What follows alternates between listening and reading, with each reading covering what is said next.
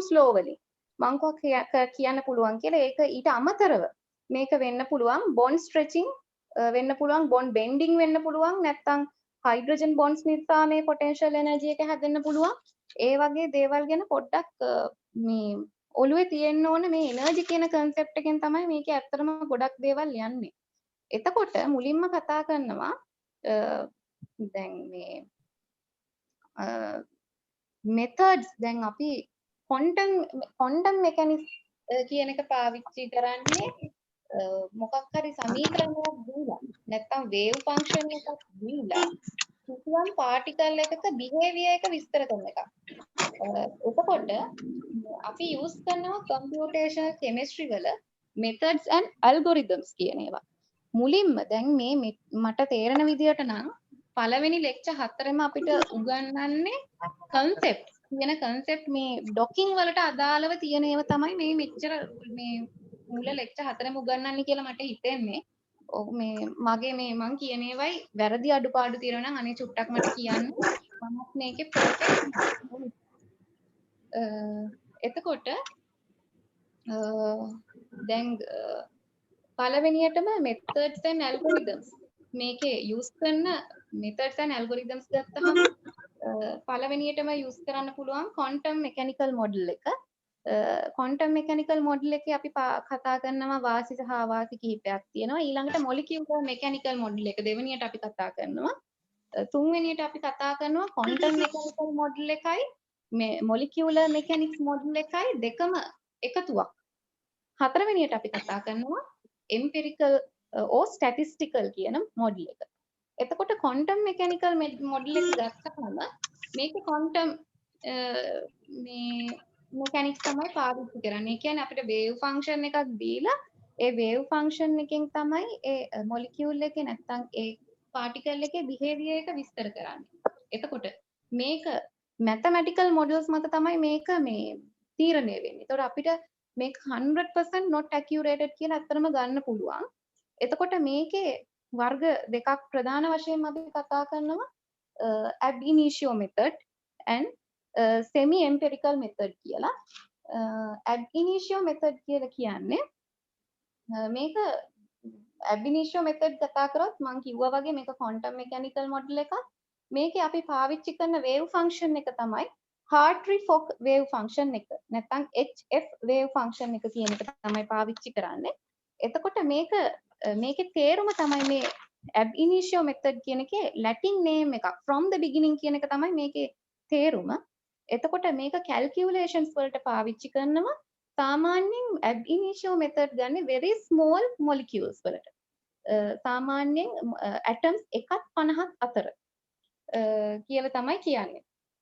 එතකොට මේකේ අතර මම කිව්ව විදියට ඊළඟට කියනවා all results come from significant computational analysis of Schrödinger's equation. Schrödinger equation එක මේකදී පාවිච්චි කරනවා generally considered to be the most accurate but also most computationally expensive method.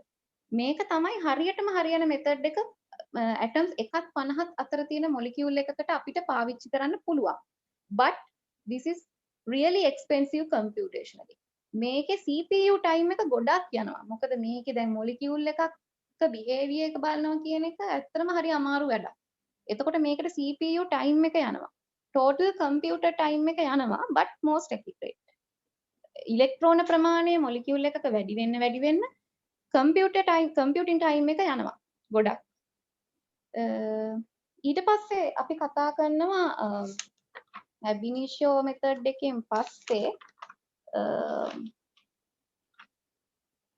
semi empirical method ගැන. semi empirical method කියන එකේ කතා කරොත් එහෙම ඒකෙත් අපි පාවිච්චි කරනවා Hamiltonian wave function and HF wave function කියලා මට තේරෙන විදිහට ඒක පාවිච්චි කරනවා.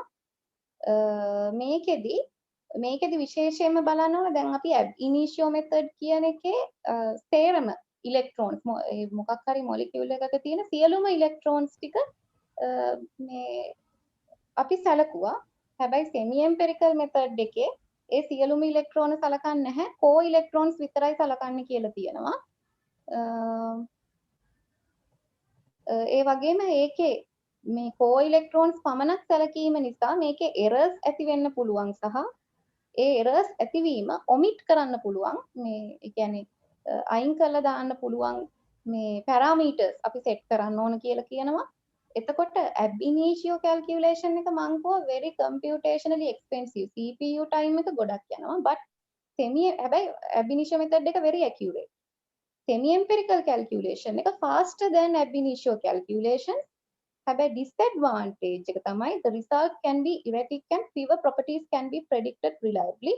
Semi empirical methods are not as sensitive to the parameterization set as other molecular mechanics calculation. ඒ කියන්නේ මේකේ මේ අර ab initio method එක තරම්ම මේ මට හිතෙන මේක accurate නෑ. මේකේ errors වෙන්න පුළුවන්. එතකොට මේකේ මේ parameterization කියන එක ගොඩක් බලපානවා කියනවා semi empirical method එක. එතකොට මේ semi empirical method එකෙන් ගොඩක් වෙලාවට අපිට බලන්න පුළුවන් geometry and energy, dipole moment, heat of reaction, ionization potential ඒ වගේ දේවල් බලන්න පුළුවන් කියලා තියෙනවා. ඊළඟට කියනවා semi empirical calculations කියන එක organic chemistry වලදී තමයි ගොඩක්ම successful වෙන්නේ. inorganic chemistry වලදී බොහොම පොඩ්ඩයි යොදාගන්නේ කියලා. ඇත්තටම semi empirical method එක ගත්තහම generally මේක හොඳ වෙන්නේ predicting molecular geometry and energetics කියලා තමයි කියන්නේ. predicting molecular geometry and energetics, vibrational modes and transition structures, but do less reliably than ab initio methods. හැබැයි ab initio method එකේදී calculate කරන vibrational modes and transitional structures කියන එක මේකෙදි ටිකක් අරකට වඩා චුට්ටක් නිවැරදිතාවය අඩුයි. ඒ වගේම semi empirical method වලින් van der Waals forces පිළිබඳව intermolecular forces පිළිබඳව ටිකක් අඩුවෙන් මේ results දෙන්නේ කියන එක මේ තියෙනවා. මේ මට දැන් මේ කියන ඒවට අමතරව ඔයාලා මොනවා හරි දන්නව නම් අනේ චුට්ටක් කියන්න මාත් මේ බොහොම අමාරුවෙන් ගැට ගහගත්තේ.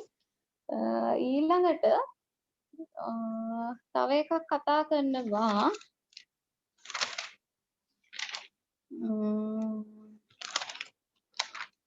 ඊළඟට මේ මට කියන්න අමතක වුණා semi empirical method එකේ experimental මේ data භාවිතා කරනවා ab initio method වලින් ගන්න data පාවිච්චි කරනවා. එතකොට මම තව කියන්න තියෙන්නේ මේකේ valence electrons විතරයි ගන්නෙ. missing electrons වලින් එන errors වළක්වන්න මේක parameterize කරනවා. semi empirical methods වර්ග කීපයක් තියෙනවා. AM1, PM3, MINDO, SINDO මම මේක ලියලා පෙන්නන්නම්. මෙන්න මේවා semi empirical methods කියලා මේ කියලා තියෙනවා. අයියේ මේ මට මේක ලියන්න විදියක් නෑ චතුර අයියේ.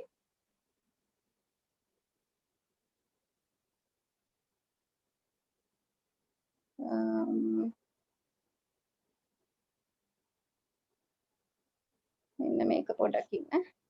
මෙන්න මේ කියන ඒව තමයි තියෙන්නේ. AM1 කියලා එකක් තියෙනවා. PM3 කියලා එකක් තියෙනවා. MINDO කියලා එකක් තියෙනවා. INDO කියලා එකක් තියෙනවා. ZINDO ඔන්න ඔය වගේ දේවල් කතා කරලා තියෙනවා.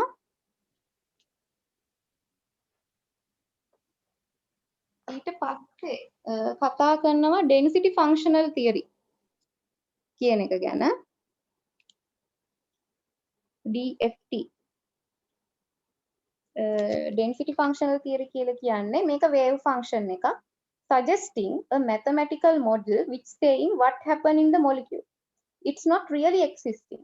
මොකද්ද molecule එක ඇතුලේ වෙන්නේ කියන එක මේක mathematical model එකක්. මොකද්ද what happens in the molecule.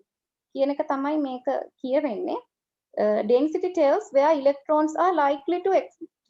Density කියලා කියන්නේ density functional theory එකකින් කියන්නේ වැඩිපුරම ඉලෙක්ට්‍රෝන පවතින්න පුළුවන් ප්‍රදේශ කොහෙද කියලා එයා අඳුරගෙන එයාට පුළුවන් properties predict කරන්න.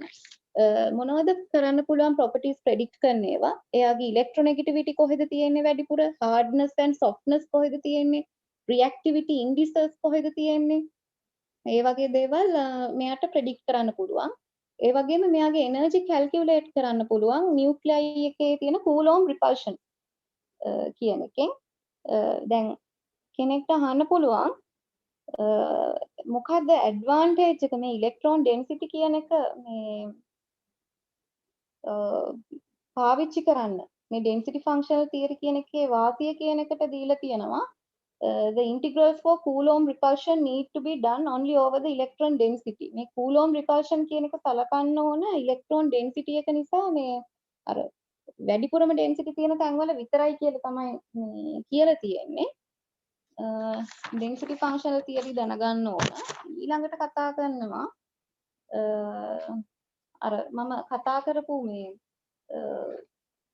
ab initio සහ semi empirical methods වලට පස්සේ මම කිව්වා molecular mechanics කියන method එකක් තියෙනවා කියලා. ඒතර molecular mechanics කියන්නේ දැන් අපිට ab initio method කියන එක පාවිච්චි කරන්න බෑ ලොකු මොලිකියුල්ස් වලට ඇටම්ස් එකක් 54 වගේ තියෙන මොලිකියුල්ස් වලට තමයි අපිට පාවිච්චි කරන්න පුළුවන්. එතකොට ab initio method එකේ limitation එකක් ඒක. molecular mechanics කියන එක දැන් ඊළඟට semi empirical calculations කියන එක අපිට large organic molecules වලට පාවිච්චි කරන්න පුළුවන් වුණත් computational time එක මේකට ටිකක් බලපානවා යනවා වැඩි. ඒතකොට molecule එක ලොකු වෙනකොට semi empirical treatment එකත් අපිට කරන්න බෑ. එතකොට අපිට මේ ලොකු molecules වලට මේකේ මේ behavior එක බලන්න නම් අපි සම්පූර්ණයෙන්ම අර quantum mechanics කියන එක අමතක කරලා molecular mechanics කියන එකට අපි බහිනවා. ලොකු molecules වල මේ behavior එක බලන්න.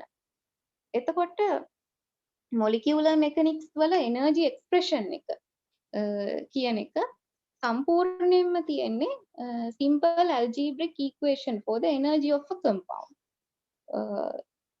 compound එකක energy එකට අදාළව තියෙන්නේ energy එකට අදාළව තියෙන equation එකක් තමයි මේ molecular mechanics වල තියෙන්නේ. It does not use a wave function or total electron density. ඒකේ කිසිම ආකාරයකින් wave function එකක් පාවිච්චියක් වෙන්නේ නැහැ. මොකද ඒකේ wave function එකක් පාවිච්චියක් වෙන්නේ නැති quantum mechanics පාවිච්චියක් වෙන්නේ නැති නිසා. total electron density කියන එක පාවිච්චි වෙන්නේ නැහැ. එතකොට මේකේ equation එකට අපි මේ equation එක හදාගන්න spectroscopic data and ab initio calculations දෙකම බලපානවා කියලා තියෙනවා.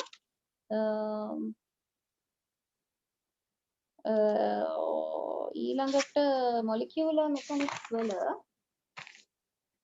විනාඩියක් දෙන්න.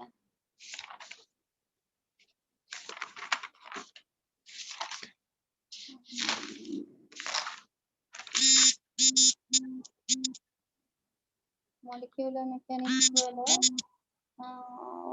it's a very simple calculation that can be applied to a very molecular system. ඒක තමයි අතරම වැඩිපුර කතා කරන්න තියෙන්නේ. ඒකේ අර මේ මම කිව්වා විදිහට energy expression එක තියෙන්නේ sum of the simple classical equations. A classical equation එකේ තියෙනවා bond stretching තියෙනවා, bond bending ගැන තියෙනවා, torsion angles ගැන තියෙනවා, electrostatic interactions තියෙනවා, van der Waals forces ගැන තියෙනවා, hydrogen bonding ගැන තියෙනවා. ඒ ඔක්කොම ඒ equation එකේ සඳහන් වෙනවා කියලා තියෙනවා. එතකොට molecular mechanics method එකක් parameterize කරන්න පුළුවන් කියලා තියෙනවා මේ ඒ තියෙන molecule එක අනුව. ඊළඟට මේ molecular mechanics වල පාවිච්චි කරන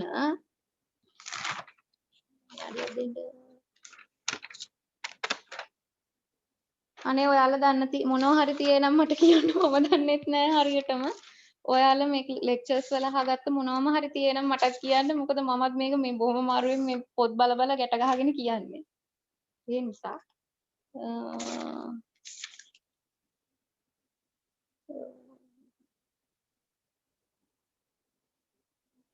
මොලිකියුලර් මෙකැනික්ස් වල මේක කියපු විදිහට large molecules වලට පාවිච්චි කරන්න පුළුවන් කියලා තියෙනවා. සමහර වෙලාවට මේකේ තියෙන disadvantage එකක් තමයි සමහර මේ properties මේකේ සඳහන් වෙලා නැහැ මේ equations වල.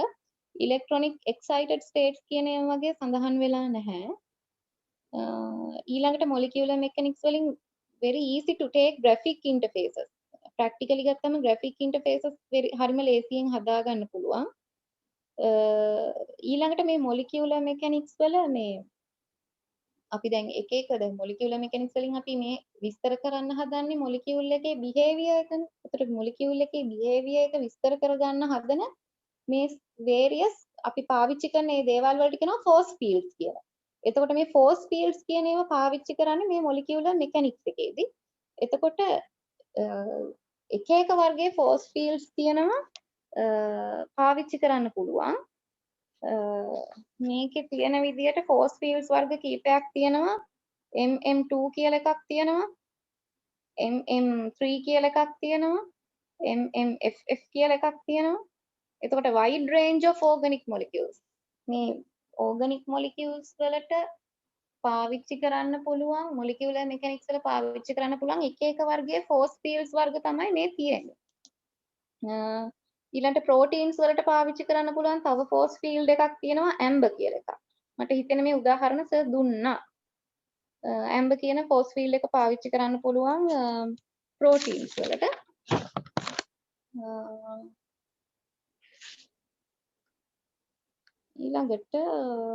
ඊළඟට අපි කතා කරනවා molecular dynamics කියන එක. molecular dynamics කියන්නේ molecular dynamics is a simulation of the time dependent behavior of a molecular system. molecule එකේ time එකෙන් time එකට කොහොමද එයාගේ behavior එක වෙනස් වෙන්නේ කියලා molecular dynamics වල කියනවා. එතකොට මේකෙත් පාවිච්චි කරන්නේ molecular mechanics calculation method එකමයි. මේකෙත් energy expression එකක් තමයි පාවිච්චි කරන්නේ කියලා තියෙනවා. ඊළඟට මේකේ තියෙනවා molecular dynamic simulation එකක් කරන්න තියෙන steps. මේකේ තියෙන terms ඇත්තටම අපිට අර computational chemistry එක වැඩි අපි move වෙලා නැති නිසා එකපාරටම හිතා ගන්න අමාරුයි මොකද්ද force field එකක් කියන්නේ මොකද්ද simulation එකක් කියලා කියන්නේ. ඒ වගේ දේවල් අපිට මේ එකපාරටම මේ ඔළුවට එන්නේ නැහැ. ඒ නිසා චුට්ටක් මේක තව පාරක් කියවනකොට තමයි චුට්ටක් ඔළුවට ගන්න පුළුවන් වෙන්නේ. molecular dynamic simulation එකක තියෙන steps ගැන කතා කරනොත් පළවෙනියටම initial positions for the atoms. මුලින්ම අපි හොයාගන්න ඕන atom වල initial positions මොනවද කියලා. එතකොට ඒ කියන්නේ දැනට molecule එකේ තියෙන geometry එක අපි ගන්නවා. ඊළඟට ඒ මොලිකියුල් එක අරගෙන අපි බලනවා ඒකේ තියෙන atoms ඒවයි atoms අරගෙන ඒවයි atom velocities බලනවා සරලවම කිව්වොත් ඊට පස්සේ atom velocities අරගෙන ඒ atom velocities වල ඊළඟට තියෙන momentum එක බලනවා m එයාගේ atom එකේ m එකයි එයාගේ velocity එකයි calculate කරලා හැම ඇටම් එකටම එයාගේ මොමන්ටම් එක බලනවා කියලා තියෙනවා. ඊට පස්සේ හැම ඇටම් එකකටම එනර්ජි එක්ස්ප්‍රෙෂන් එකක් හදාගෙන එනර්ජි එක්ස්ප්‍රෙෂන් එකක් ඒ කියන්නේ usually molecular mechanics force field එකක් හදාගෙන calculations කරනවා කියලා තියෙනවා. ඒ කියන්නේ දැන් අපි මේ force field එකකින් කරන්නේ මේ molecule එක මේ එනර්ජි එක අඩුම අවස්ථාවේ තියෙන්නේ කොහොමද කියලා බලන එක. එතකොට ඊට පස්සේ දැන් අපි මොමන්ටම් එක අරගෙන තියෙන්නේ. ඊට පස්සේ අපි force field එකක් දාලා අපි බලනවා ආයි මොමන්ටම් එක කොහොමද අපිට තියෙන්නේ එනර්ජි එක අඩුවෙන් කියලා. ඊට පස්සේ new positions අපිට compute කරන්න පුළුවන් මේ atom. මේකෙදි ඇත්තටම මේ molecular dynamics වලට වැඩිපුරම පාවිච්චි වෙන්නේ Newton's equations කියලා කියනවා. ඒ කියන්නේ මේක ඊට පස්සේ මේක හැමතිස්සෙම ඇටම් එකක් මොලිකියුල් එකේ ඇටම් එකක් ගන්නවා වෙලොසිටි එක බලනවා මොමන්ටම් එක කැල්කියුලේට් කරනවා නිව් පොසිෂන් එකක් බලනවා ඊට පස්සේ මේ ප්‍රොසෙස් එක දිගටම රිපීට් කර කර ගිහිල්ලා සිස්ටම් එක ඉක්විලිබ්‍රියම් එකට එනකම් නැත්තම් ලෝවස්ට් එනර්ජි කන්ෆිගරේෂන් එකක් එනකම්ම මේ මොලිකියුලර් ඩයිනමික් සිමියුලේෂන් එක කරනවා ඊට පස්සේ මේ ලෝවස්ට්ම එනර්ජි එකට ආවහම ඒ කියන මොලිකියුල් එකේ ඒ ඇටොමික් කෝඩිනේට්ස් අපි සේව් කරගන්නවා. අපි අර ලෝවස්ට්ම එනර්ජි එකට එනකම් ලෝවස්ට්ම ජියෝමෙට්‍රි එකට එනකම් මේක ආය මේක කර කර බලන එකට අපි කියනවා ඉටරේෂන්ස් බලනවා කියලා. ඉටරේෂන්ස් කියන එක තමයි අපි මේකට කියන්නේ. එතකොට අපි මේ ඉටරේෂන්ස් ඉටරේටිං කියන එක කන්ටිනියු කරලා data save කරගන්නවා හොඳ රිසල්ට් එකක් එනකම්. ඒක තමයි මොලිකියුලර් ඩයිනමික් සිමියුලේෂන් එකේ ස්ටෙප්ස්. ඊළඟට කතා කරනවා මොන්ටි කාලෝ සිමියුලේෂන්ස් කියලා. මොන්ටි කාලෝ සිමියුලේෂන්ස් කියන එක පාවිච්චි වෙන්නේ මොකක් හරි some sort of random sampling which is simulated with a random number generating algorithm කියලා කියනවා. මොකක් හරි ඒ කියන්නේ මොන්ටි කාලෝ සිමියුලේෂන් එකක් කරන්න හැටි ස්ටෙප්ස් දීලා තියෙනවා මට මතක නෑ ඒක මේ මොන්ටි කාලෝ සිමියුලේෂන් එකක් කරන එක සර් නෝට් එකේ දීලා තියෙනවද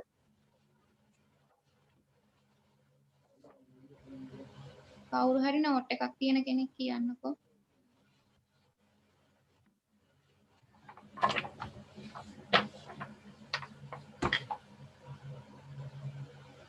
පුබුදු තියනවද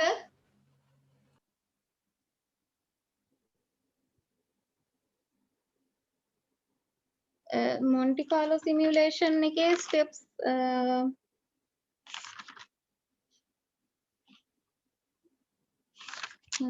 තියෙනවා මම දන්නේ නෝට් එකේ තියෙනවද කියලා මම කියන්නම්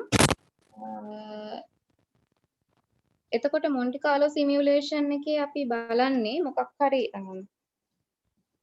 ස්ටැටිස්ටිකල් ඩිස්ට්‍රිබියුෂන් එකක් අනුව මොලිකියුල් එකේ ඔරියන්ටේෂන් එක ලොකේෂන් එක ජියෝමෙට්‍රි එක සිලෙක්ට් කරගන්නවා ඊට පස්සේ අර වගේම අර මොලිකියුලර් ඩයිනමික් සිමියුලේෂන් එකම වගේ තමයි මුලින්ම initial set of atom positions තෝරගන්නවා ඊළඟට ඉනිෂියල් සෙට් ඔෆ් ඇටම්ස් අරගෙන එනර්ජි එක සිස්ටම් එකේ එනර්ජි එක කම්පියුට් කරනවා ඊට පස්සේ සිස්ටම් එකට රැන්ඩම්ලි මේ ඇටම්ස් රැන්ඩම්ලි මූව් කරලා බලනවා කොහොමද ඊළඟට තියෙන එනර්ජි එක කියලා ඊට පස්සේ දැන් එතකොට නිව් කන්ෆිගරේෂන් එකක් එනවනේ එතකොට නිව් කන්ෆිගරේෂන් එකක් ආවහම කැල්කියුලේට් කරනවා එයාගේ එනර්ජි එක එතකොට අපි ඊට පස්සේ ඩිසයිඩ් කරනවා එයාගේ එනර්ජි එක අනුව කලින් එනර්ජි එකට වඩා අඩුද වැඩිද කියලා අරගෙන decide whether to accept the new configuration මේක accept කරනවද නැද්ද කියන එක පාවිච්චි කරනවා මේකෙදි පාවිච්චි කරනවා කියලා තියෙනවා මේ අර බෝල්ස්මාන් ඩිස්ට්‍රිබියුෂන් එකකට මේ රිසල්ට් එනකම් මේක ආයි මේක randomly මේක atoms positions වෙනස් කර කර බලනවා කියලා තියෙනවා ඊට පස්සේ අන්තිමට මේ steps නැත්තම් iteration කියන එක low එනර්ජි එකක් එනකම්ම කරනවා කියලා කියනවා ඊට පස්සේ කම්පියුට් ඊළඟට ලෝ එනර්ජි එකක් ආවහම අපි ඒ තියෙන data එකතු කරගෙන ඒව ස්ටෝර් කරලා තියා ගන්නවා ඊළඟට කියනවා Monte Carlo simulations require less computer time to execute each iteration than a molecular dynamic simulation on the same system molecular dynamics එකක් සිමියුලේෂන් එකක් කරනවට වඩා මොන්ටි කාලෝ සිමියුලේෂන් එකක් කරන එකේදී less computer time එකක් යන්නේ කියලා. හැබැයි මොලිකියුලර් ඩයිනමික්ස් එකකට වඩා අඩුවෙන් විස්තර ප්‍රමාණයක් තමයි අත්‍තරම අපිට මොන්ටි කාලෝ සිමියුලේෂන් එකකදී පාවිච්චි කරන්න පුළුවන් වෙන්නේ. ඒ කියන්නේ සමහර වෙලාවට සමහර තොරතුරු මේ මොන්ටි කාලෝ සිමියුලේෂන් එකෙන් අපිට මේව කරගන්න බෑ. උදාහරණයක් තමයි diffusion coefficient viscosity ඒ වගේ දේවල් අපිට මේකෙන් මේ හොයාගන්න බෑ ඊළඟට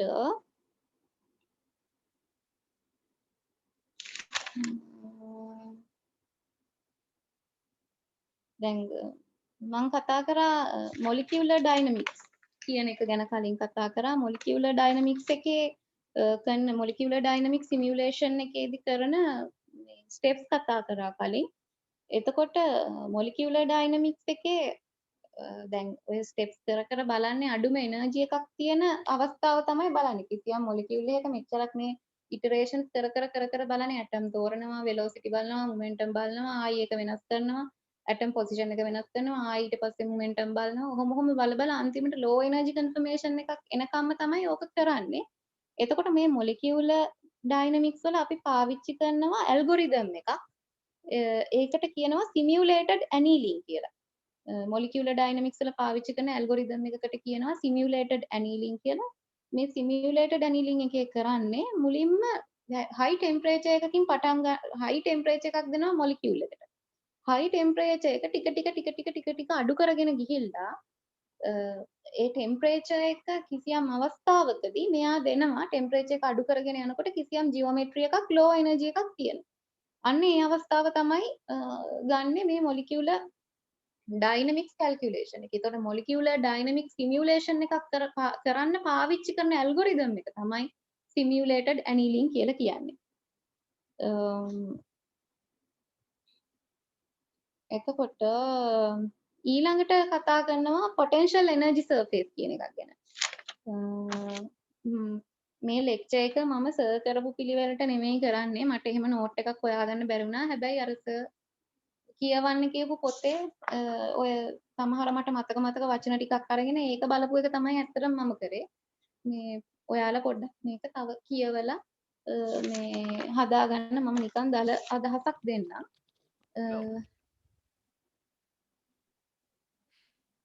හෙලෝ මේ සර් මේ කියලා තියෙනවා මේ 133 ඉඳන් ඇහෙන්නේ පුබුදු 133 ඉඳන් ඔව් 162 වෙනකම් බලන්න කියලා. 133 ඉඳන් 162 වෙනකම්. මෙහෙමයි අර මට හරියට මට ඇත්තටම ලෙක්චර් එක තේරුන්නේ නැහැ. මම ඔය දැන් මේ පාර මේ නිකන් ඒකේ ඔය තියෙන සිමියුලේටඩ් ඇනිලින් කියන්නේ මොකද්ද? මොන්ටි කාලෝ මෙතඩ් එකක් කියන්නේ මොකද්ද? මොලිකියුලර් ඩයිනමික්ස් කියන්නේ මොකද්ද? ඔහොම බල තමයි පොතෙන් බැලුවේ. මමත් හරියටම දන්නේ නැහැ මේක ගැන. මම දන්න ටික තමයි මේ කියන්නේ. ඒ නිසා ඔයාලා මොනවා හරිම දන්නවනම් අනේ මට කියන්න. මේ ඊළඟට කතා කරනවා මට මේ තේරිච්ච විදිහට දැන් සාමාන්‍ය දැන් අපි දැන් කම්පියුටේෂනල් ඒඩ් ඩ්‍රග් ඩිසයින් එක කරන්නේ දැන් අපිට දැන් මේ අපේ බ්ලඩ් වලට මොනවා හරි පිටින් ප්‍රෝටීන් එකක් එනවනේ. ඔය බැක්ටීරියා හරි ඔය ප්‍රෝටීන් එකක් ආවට පස්සේ දැන් මේ ප්‍රෝටීන් එකේ ඇක්ටිව් සයිට්ස් නිසා තමයි ඔකට රිසෙප්ටර්ස් බැඳිලා අපේ ඇඟේ මේ සාමාන්‍ය ෆන්ක්ෂන් එක අනිත් ඔබ ඇහෙන්නේ නැහැ බං හරි. හෙලෝ ඔව් කියන්න බබුදු මේ එහෙම ෆන්ක්ෂන් එක අනිත් පැත්තට යන්නේ මේ තියෙන ප්‍රෝටීන් එකේ ඇක්ටිව් සයිට් නිසා.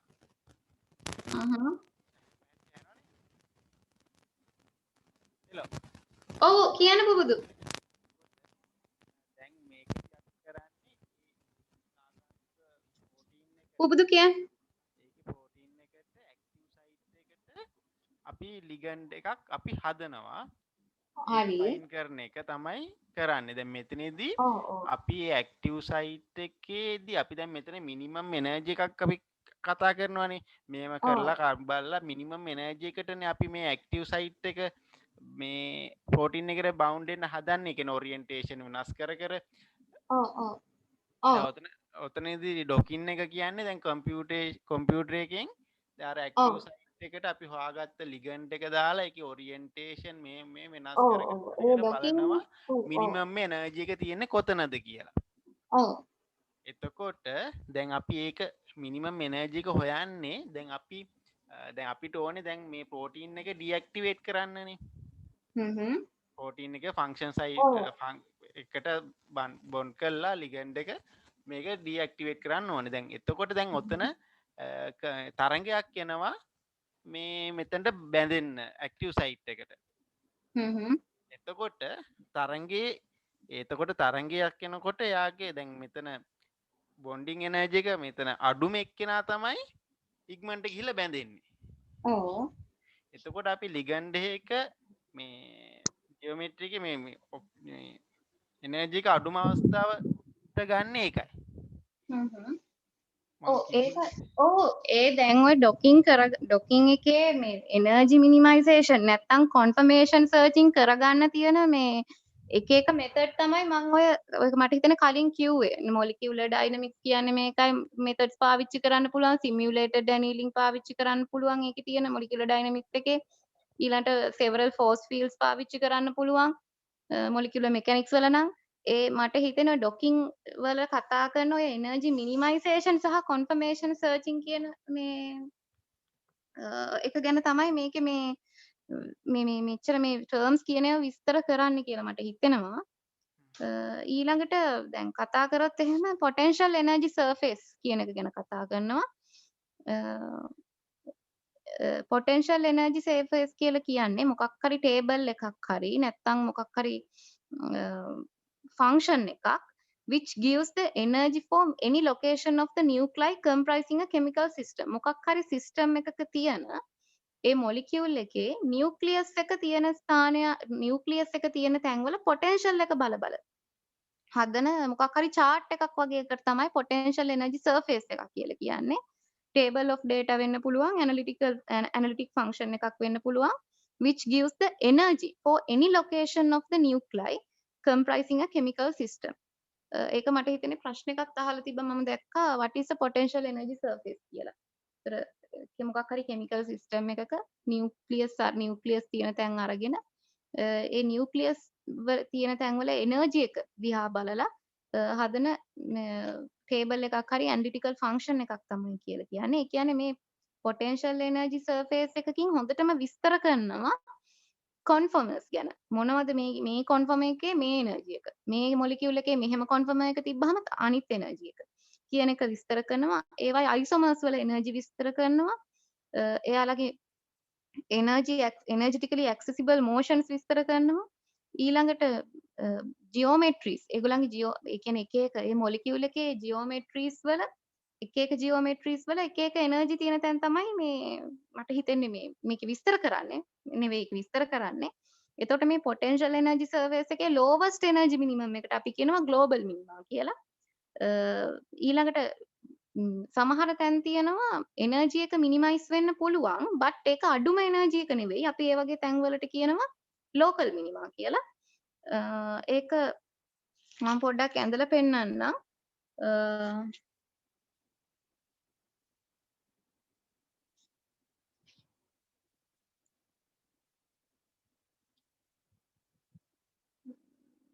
පොඩ්ඩක් මම මේක ඇඳලා පෙන්නන්නම් විනාඩියක් දෙන්න. මේ potential energy surface එකේ මෙන්න මෙහෙම ගත්තහම මේ එක මොලිකියුල් එක conformers තියෙන්න පුළුවන් අවස්ථා. මේ වගේ එකක් ගත්තොත් එහෙම මේ අඩුම එනර්ජි එක තියෙන තැන තමයි global minima කියලා කියන්නේ. මෙන්න මේ වගේ තැන් වලට අපි කියනවා saddle point කියලා.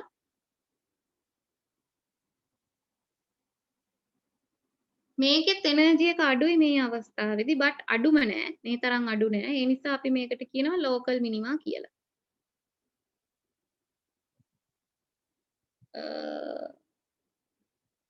එතකොට දැන් මේ potential energy surface එකක් develop කරලා අපිට බලා ගන්න පුළුවන් මේ තියෙන molecule එකේ මේ තියෙන geometry එකේ මේ තියෙන මේ conformation එක ගත්තම නැත්නම් මේ geometry එක ගත්තාම මේකේ energy එක මෙහෙමයි. එතකොට එයාගේ අඩුම energy එකක් තියෙන්නේ මෙන්න මේ තියෙන conformer එකේ. නැත්නම් මේ තියෙන geometry එකේ කියලා ගන්න පුළුවන්. ඒක තමයි අතනම සරලවම කියලා කියන්න තියෙන්නේ. ඊළඟට කතා කරනවා මේගොල්ලෝ confirmation searching කියලා එකක්. දැන් මේ අපි මේ කතා කරන ඔක්කොම ඒවා අන්තිමට වැදගත් වෙන්නේ docking කියන එකට. confirmation searching කියලා කියන්නේ the geometry optimization method start with an initial geometry and then change that geometry to find a lower energy shape. මොකක් හරි මොලිකියුල් එකක් ගන්නවා සරලවම කතාව මොකක් හරි මොලිකියුල් එකක් ගන්නවා. ඒකට ජියෝමෙට්‍රි එකක් තියෙනවා. මොකක් හරිම ජියෝමෙට්‍රි එකක් තියෙනවා. අපි ඊට පස්සේ එයාගේ ඒ ජියෝමෙට්‍රි එක වෙනස් කර කර අපි බලනවා එයාගේ ලෝවම එනර්ජි එක එන ජියෝමෙට්‍රි එක මොකක්ද කියලා. නැත්තම් ග්ලෝබල් මිනිමා එන ජියෝමෙට්‍රි එක මොකක්ද කියලා තමයි බලන්නේ. අන්න ඒකට අපි කියනවා confirmation searching කියලා. එතකොට මේ කියන local minimum එක සමහර වෙලාවට මේ නෑ this local minimum corresponds to the confirmer that is closest to the starting geometry. ඒ කියන්නේ සමහර වෙලාවට දැන් මේක මේ වගේ confirmation searching එකක් කරනකොට මේ කියන molecule එක එක්ක global minima එකටම අපිට ගන්න පුළුවන්. සමහර වෙලාවට global minima එකටම ගන්න බෑ. local minima එකට තමයි ගන්න වෙන්නේ. එතකොට අපි මේ global minima එකට ගන්න algorithms use කරන්න වෙනවා. දැන් අපි කිසියම් මොලිකියුල් එකක කිසියම් ජියෝමෙට්‍රි එකක් ග්ලෝබල් මිනිමා එකට ගන්න එක වැදගත් කියලා කියනවා. එතකොට අපිට මේකේ confirmation searching කියන එකට අපිට පාවිච්චි කරන්න පුළුවන් methods වර්ග කීපයක් තියෙනවා. එකක් Monte Carlo search එක. මම කිව්වේ දැන් ග්ලෝබල් මිනිමා එකකට ගන්නනේ අපි හදන්නේ මොලිකියුල් එක ගන්නවා කිසියම් ජියෝමෙට්‍රි එක ඒගොල්ලන්ගේ ඇටම් එකක් තෝරගන්නවා ඒ ඇටම් වෙලොසිටි එක බලනවා ඊට පස්සේ යාගේ මොමන්ට් එක බලනවා ඊට පස්සේ මොන්ටි කාලෝ එක නම් රැන්ඩම් කික් එකක් දීලා ඊළඟට එන ජියෝමෙට්‍රි එකේ ආයි යාගේ මොමන්ට් එක බලනවා එහෙම අර එනර්ජිටිකලි අඩුම අවස්ථාව වෙනකන් මොන්ටි කාලෝ සර්ච් එක කරගෙන යනවා අපි මේ කරන්නේ ග්ලෝබල් මිනිමා එක ගන්න එක්කෝ අපිට ග්ලෝබල් මිනිමා එක ගන්න මොන්ටි කාලෝ සර්ච් එකක් කරන්න පුළුවන් නැත්නම් සිමියුලේටඩ් ඇනිලින් කියන එක කරන්න පුළුවන්. මම කලින් කතා කරපු විදිහට සිමියුලේටඩ් ඇනිලින් කියලා කියන්නේ මොලිකියුලර් ඩයිනමික්ස් වල තියෙන ඇල්ගොරිතම් එකක්. ඒතර සිමියුලේටඩ් ඇනිලින් වල අපි කරේ ටෙම්පරේචර් එක වැඩි කරලා ඒ මොලිකියුල් එකට අදාළව තියෙන ටෙම්පරේචර් එක වැඩි කරලා එන්න අඩු කරගෙන යනවා. ඊට පස්සේ අපි ඒකේ බලනවා confirmation එක මේ ඒ කියන්නේ එනර්ජි එක කොහොමද මේ තියෙන්නේ කියලා. ඊට පස්සේ අපිට තව කරන්න පුළුවන් එකක් තමයි මේකේ හොඳට දැනගන්න confirmation search එකට තමයි Monte Carlo search එකක් කරන්නේ simulated annealing එකක් කරන්නේ කියලා. ඒතර මේ Monte Carlo search එකකදී අපි random kick එකක් දීලා තමයි මේක බලන්නේ කියලාත් මතක තියාගන්න. ඊළඟට අපිට කරන්න පුළුවන් grid search කියලා එකක් තියෙනවා. grid search පොඩක් ඉන්න.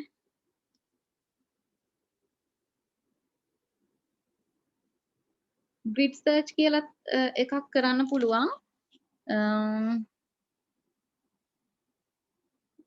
ඒක ගැන මට වැඩි විස්තර හොයාගන්න බැරි වුණා. ඊළඟට මේ Monte Carlo optimization එක ගැන පොඩ්ඩක් කියනවා නම් Monte Carlo optimization එකේ අපිට හරියටම ගැරන්ටි කරන්න බෑ global minima එකක් එනවාමයි කියලා. මොකද අපි මං කිව්වා Monte Carlo search එකේදී අපි random kick එකක් තමයි දෙන්නේ. molecule එක අරගෙන atom select කරගෙන atom velocities හොයලා moment එක calculate කරනවා. ඊට පස්සේ ආයෙ random kick එකක් දෙනවා. ඊට පස්සේ ආයෙ යාගේ confirmation එක වෙනස් වෙනවා. ආයෙ යාගේ moment එක බලනවා අර විදිහටම. එතකොට අපිට randomly kick එකක් දෙන නිසා අපිට sure කරන්න බෑ. නැත්නම් guarantee කරන්න බෑ. හරියටම මෙයාලා නවතින්නේ global minima එකකින් කියලා. සමහර විට අඩු energy එකක් දීලා local minima එකකින් නවතින්න පුළුවන්. but එතකොට අර Monte Carlo search කියන එක large molecules වලට මේ Monte Carlo search එක කරන්න ඇත්තටම හරි අමාරුයි. මොකද හරියටම global minima එක හොයාගන්න බැරි නිසා Monte Carlo simulation එකකට යනවට වඩා මෙන්න මේ simulated annealing method එකකට ගියාම simulated annealing algorithm එකට ගියාම අපිට හොඳ chance එකක් තියෙනවා global minima එක හොයාගන්න. ඒක තමයි මේකේ කියන්න තියෙන්නේ. ඇත්තම කතාව Monte Carlo මේ simulated annealing කියලා කියන්නේ modified Monte Carlo method එකක් කියලා තමයි මේගොල්ලෝ කතා කරන්නේ. Simulated annealing එක ගැන මම ඉස්සෙල්ලත් කතා කරා. is a molecular dynamic simulation. ඒක molecular dynamic simulation වල තියෙන algorithm එකක්. ඒකේ පාවිච්චි කරන්නේ ටෙම්පරේචර් එක වැඩි කරගෙන අඩු කරගෙන යනකොට කෙනෙක් අහන්න පුළුවන් කොහොමද ජියෝමෙට්‍රි එකේ එනර්ජි එක කැල්කියුලේට් වෙන්නේ කියලා. මොකද ටෙම්පරේචර් එක වෙනස් වෙනකොට ඒගොල්ලන්ගේ කයිනටික් එනර්ජි එක වෙනස් වෙනවා. ටෙම්පරේචර් එක අඩු කරගෙන යනකොට ඒ මොලිකියුල් එක හා බැඳිච්ච කයිනටික් එනර්ජි එකත් ස්ලෝලි ඩික්‍රීස් වෙනවා. එතකොට තමයි අපිට සිමියුලේටඩ් ඇනිලින් එකකින් අපිට ගැරන්ට් කරන්න පුළුවන් ග්ලෝබල් මිනිමම් එකකට එනවමයි කියලා.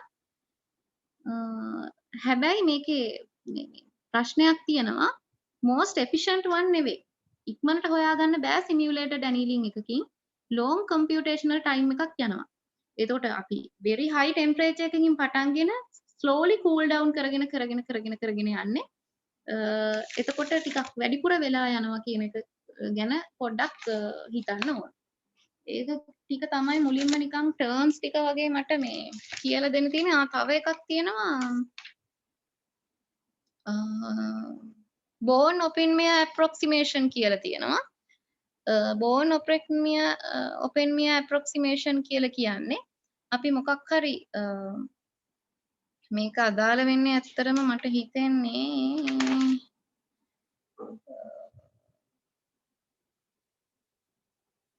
මේ quantum wave functions වලට born open mirror approximation කියලා කියන්නේ අපි මොලිකියුල් එක අරගෙන විනාඩියක් දෙන්න මට. අනේ කවුරු හරි දන්නව නම් ඒක ගැන පොඩ්ඩක් කියන්නකෝ.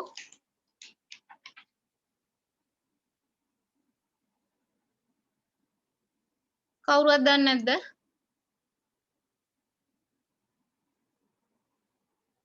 පුබුදු අයිඩියා එකක් තියෙනව නම් කියන්නකෝ. මොකක් ගැනද? born open mirror approximation එක ගැන අයිඩියා එකක් තියෙනව නම් කියන්න. මේ අයිඩියා ගන්න නැහැ ඒ ගැන. මෙහෙමයි born open mirror approximation කියලා කියන්නේ මට නිකන් ගැඹුරට මට තේරෙන්නේ නැහැ. මට තේරෙන පොඩ්ඩ කියලා දෙන්න. දැන් අපි මොලිකියුල් එකක් ගත්තාම නියුක්ලයි එක ගොඩක් බර වැඩි ඉලෙක්ට්‍රෝන එකට වඩා. එතකොට නියුක්ලයි කියන එක මොලිකියුල් එකක අපි ફોකස් කරොත් නියුක්ලියස් මොකක් හරි කිසියම් ඇටම් එකක කිසියම් මොලිකියුල් එකක තියෙන ඇටම් එකක තියෙන නියුක්ලයි සහ ඉලෙක්ට්‍රෝන්ස් ගත්තාම අර නියුක්ලියස් එක more slowly තමයි move වෙන්නේ than electrons. එතකොට අපි born open mirror approximation එකේ කරන්නේ අර නියුක්ලියර් පොසිෂන් එක දැන් මොලිකියුල එක move වෙන එක අරගෙන අර නියුක්ලියර් පොසිෂන් එක ෆ්‍රීස් කරනවා. ඒක ඒ චලිතය නවත්තනවා කියලා හිතලා ඊට පස්සේ අපි ඒකට වේව් ෆන්ක්ෂන් එකක් දාලා එයාගේ එනර්ජි කැල්කියුලේට් කරනවා. එහෙම තමයි මේ මට සරල අදහසක් නම් තියෙන්නේ. ඒකෙන් අපිට පුළුවන් එයාගේ නියුක්ලියස් එක move වෙන විදියට කොහොමද එයාගේ potential energy එක නැත්නම් potential energy surface එකක් අඳින්න පුළුවන්. මේ එයාට වේව් ෆන්ක්ෂන් එකක් දාලා එයාගේ එනර්ජි එක කැල්කියුලේට් කරලා කියලා තමයි මට තේරෙන විදියට.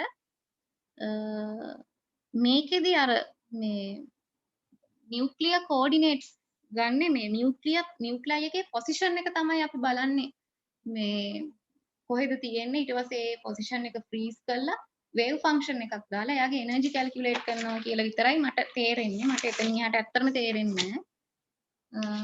ඔයාලා දන්නවනම් මොනවා හරි කියන්න. ඊට පස්සේ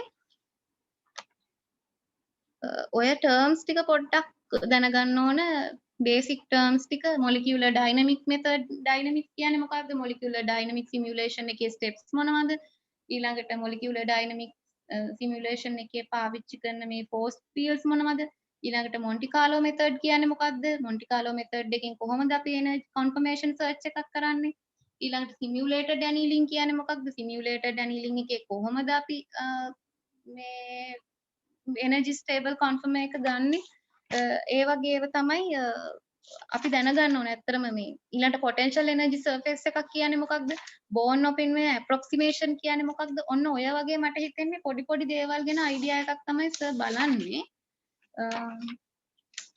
ඊළඟට දැන් අපි දැන් මේ ඔක්කොම කරන්නේ මං කිව්වා ඩොකින් වල ඩොකින් කියලා අපි ඇත්තටම අදහස් කරන්නේ ප්‍රෝටීන් එකක් තියෙනවා මොකක් හරි අපි ඒකට කියනවා ටාගට් එක කියලා ටාගට් එකට ලිගන්ඩ් එකක් අපි බයින්ඩ් කරලා අපි බලනවා එයාගේ හැසිරීම කොහොමද කියලා. ඒක තමයි සරලවම කිව්වොත් මේකේ වෙන්නේ. දැන් අපි සමහර වෙලාවට ප්‍රෝටීන් අපි මේජර් එකේ තියෙන ප්‍රෝටීන් වල ස්ට්‍රක්චර් අපි දන්නවා. සමහර ඒවයි. හැබැයි අපිට අලුතෙන් හම්බෙන ඒවා තියෙන්න පුළුවන් ඒවයි ස්ට්‍රක්චර් එක අපි දන්නේ නැහැ. එතකොට අපි ඒ දන්නේ නැති ප්‍රෝටීන්ස් වල ස්ට්‍රක්චර් එක හොයාගන්න අපි පාවිච්චි කරනවා හෝමොලොජි මොඩලින් කියන එක. හෝමොලොජි මොඩලින් එකේ හෝමොලොජි ඇල්ගොරිතම්ස් කියන එක පාවිච්චි කරනවා. අපි දන්නේ නැති ප්‍රෝටීන් එකක සීක්වන්ස් එක දන්න ප්‍රෝටීන් එකකින් හොයාගන්න මෙතඩ් එකක් තමයි මේ කියන්නේ. දැන් අපි මොකක් හරි ගත්තොත් එහෙම අපි A කියලා ප්‍රෝටීන් එකක් අලුතෙන් තියෙනවා අපි ඒකේ කිසිම මේ සීක්වන්ස් එක දන්නේ නැහැ ඇමයිනෝ ඇසිඩ්ස් කොහොමද තියෙන්නේ ඒව කොහොමද කියලා ඇත්තටම දන්නේ නැහැ. එතකොට අපි කරන්නේ දන්න ප්‍රෝටීන් එකක් අරගෙන ඒ කියන්නේ අපි ඒකට කියනවා ටෙම්ප්ලේට් එකක් කියලා සබ්ස්ටිටියුෂන්ස් කරලා අලුතෙන් ওই තියෙන අපි තියෙන ප්‍රෝටීන් එක අපි දන්නේ නැති ප්‍රෝටීන් එකේ සීක්වන්ස් එක හොයාගන්න එක තමයි ඇත්තටම මේ හෝමොලොජි මොඩලින් වලින් කරන්නේ. එතකොට හෝමොලොජි ටෙක්නික්ස් කියන එක ඇඩ්වාන්ටේජස් තියෙනවා කීපයක්. Advantages of homology modeling compared to other confirmation search techniques. Homology techniques කියන එක less computer intensive than the alternatives. මේක මේ less computer intensive high quality results දෙන්න පුළුවන්. ඊළඟට මේ protein එකක tertiary structure එක determine කරන්න මේ ගොඩක් වැදගත් කියලා කියනවා. Disadvantages තමයි සමහර වෙලාවට අපි දැන් ටෙම්ප්ලේට් එකේ නැති කෑලි මැනුවලි අපිට ඇඩ් කරන්න වෙනවා. අපි ප්‍රෝටීන් එක හොයාගන්න මැනුවල් ඉන්ටර්වෙන්ෂන් is necessary කියලා එකක් තියෙනවා. ඒක සමහර වෙලාවට අමාරු වෙන්න පුළුවන්. රිසල්ට් එක never be perfect. රිසල්ට් එක හරියටම perfect ගන්න බෑ. ඒ වගේම ප්‍රෝටීන් එකක අපි දන්නවා සයිඩ් චේන් සහ ලූප්ස් ජෙනරේට් කරන්න ඕන. ඒක ටිකක් අමාරුයි හෝමොලොජි මොඩලින් වල. හෝමොලොජි මොඩලින් කියන එක හැමතිස්සෙම අපිට පාවිච්චි කරන්න පුළුවන් ටෙක්නික් එකක් නෙවෙයි. මොකද අපි නොදන්න ප්‍රෝටීන් එකක් තිබුණොත් දැන් නොදන්න ප්‍රෝටීන් එකේ කෑලි තියෙනවනේ. නොදන්න ප්‍රෝටීන් එකේ කෑලි වලට සමාන දන්න ප්‍රෝටීන් වල කෑලි එකතු කරලා අර නොදන්න ප්‍රෝටීන් එකේ සීක්වන්ස් එක හොයාගන්න එක තමයි ඇත්තටම මේ හෝමොලොජි මොඩලින් වලින් කරන්නේ. සරලවම කතාව. එතකොට හැමතිස්සෙම හෝමොලොජි මොඩලින් යූස් කරන්න බෑ. මොකද ඒක it depends on finding a known structure with similar sequence. අර වගේම ප්‍රෝටීන් එකක් ඉතින් අර ඇමයිලේස් දැන් ඇමයිලේස් එන්සයිම් මට තේරෙන විදිහට ඇමයිලේස් එන්සයිම් එක ගත්තොත් ඇල්ෆා ඇමයිලේස් කියලා එක જાතියක් තියෙනවා. තව ඇමයිලේස් වර්ගයක් තියෙන්න පුළුවන් මොකක් හරි දැන් සැලයිවරි ඇමයිලේස් කියන්නේ ඒ වගේම ඇමයිලේස් ප්‍රභේදයක්නේ. එතකොට අර දැන් අපි මොකක් හරි තව එකක් හොයාගත්තොත් එහෙම අර ඇමයිලේස් එන්සයිම් එකේ නැත්නම් ඒ ප්‍රෝටීන් එකේ සමාන කාණ්ඩ එකතු කරලා ගන්න පුළුවන් එකක් නම් ප්‍රශ්නයක් නෑ. හැබැයි ඔය තව ඇමයිලේස් වර්ගයක් හොයාගත්තොත් හැබැයි අපි නොදන්නම මොකක් හරි සීක්වන්ස් එකක් ටෙම්ප්ලේට් එකක් අපිට නැත්තම් අපිට නොදන්න එක හොයාගන්න අපි කිසිම ටෙම්ප්ලේට් එකක් නැත්තම් මේ හෝමොලොජි මොඩලින් කියන එක හොයාගන්න බෑ කියලා තමයි මේක කියන්නේ. හැබැයි දැන් මේක ඊළඟට දැනගන්න ඕන හෝමොලොජි මොඩලින් එකේ ස්ටෙප්ස් මොනවද කියලා. මුලින් බලා ගන්න ඕන ස්ටෙප්ස් 8ක් තියෙනවා.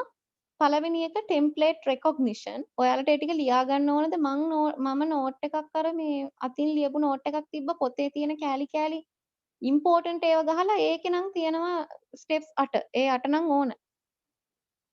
අනිත් අයට ඕනේ දේ ටික.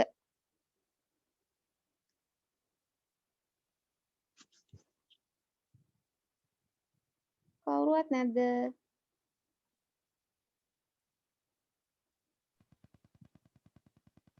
ඉන්නෝ පොඩක් ඉන්න.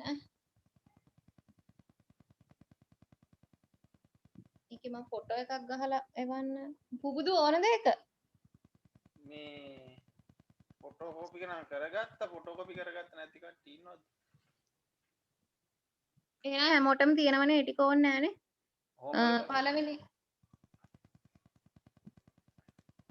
ෆොටෝකොපි කරන්න දාලා තිබ්බ නෝට් එකනේ. ඔව් ඒකේ ඔහොම ඉන්නකො මම මේකේ ෆොටෝ එකක් දාන්නම් මේකට. මෙන්න මේ කැලරි ටික ගන්නකො. අනේ මටත් මේ සබ්ජෙක්ට් එක ඇත්තටම තේරෙන්නේ නැහැ. දන්න කෙනෙක් ඉන්නවනම් මටත් කියලා දෙන්න.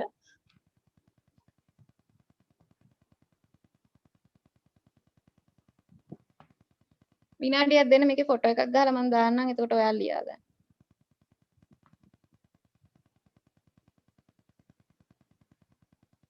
homology modeling process එකේ පළවෙනිම එක template recognition කියන එක. ටෙම්ප්ලේට් එක අපි අඳුර ගන්න ඕන. අපි දන්නේ නැති එකක් හොයන්න දන්න එකක ටෙම්ප්ලේට් එකක් අපි අඳුර ගන්න ඕන. ඊට පස්සේ alignment කියලා තියෙනවා.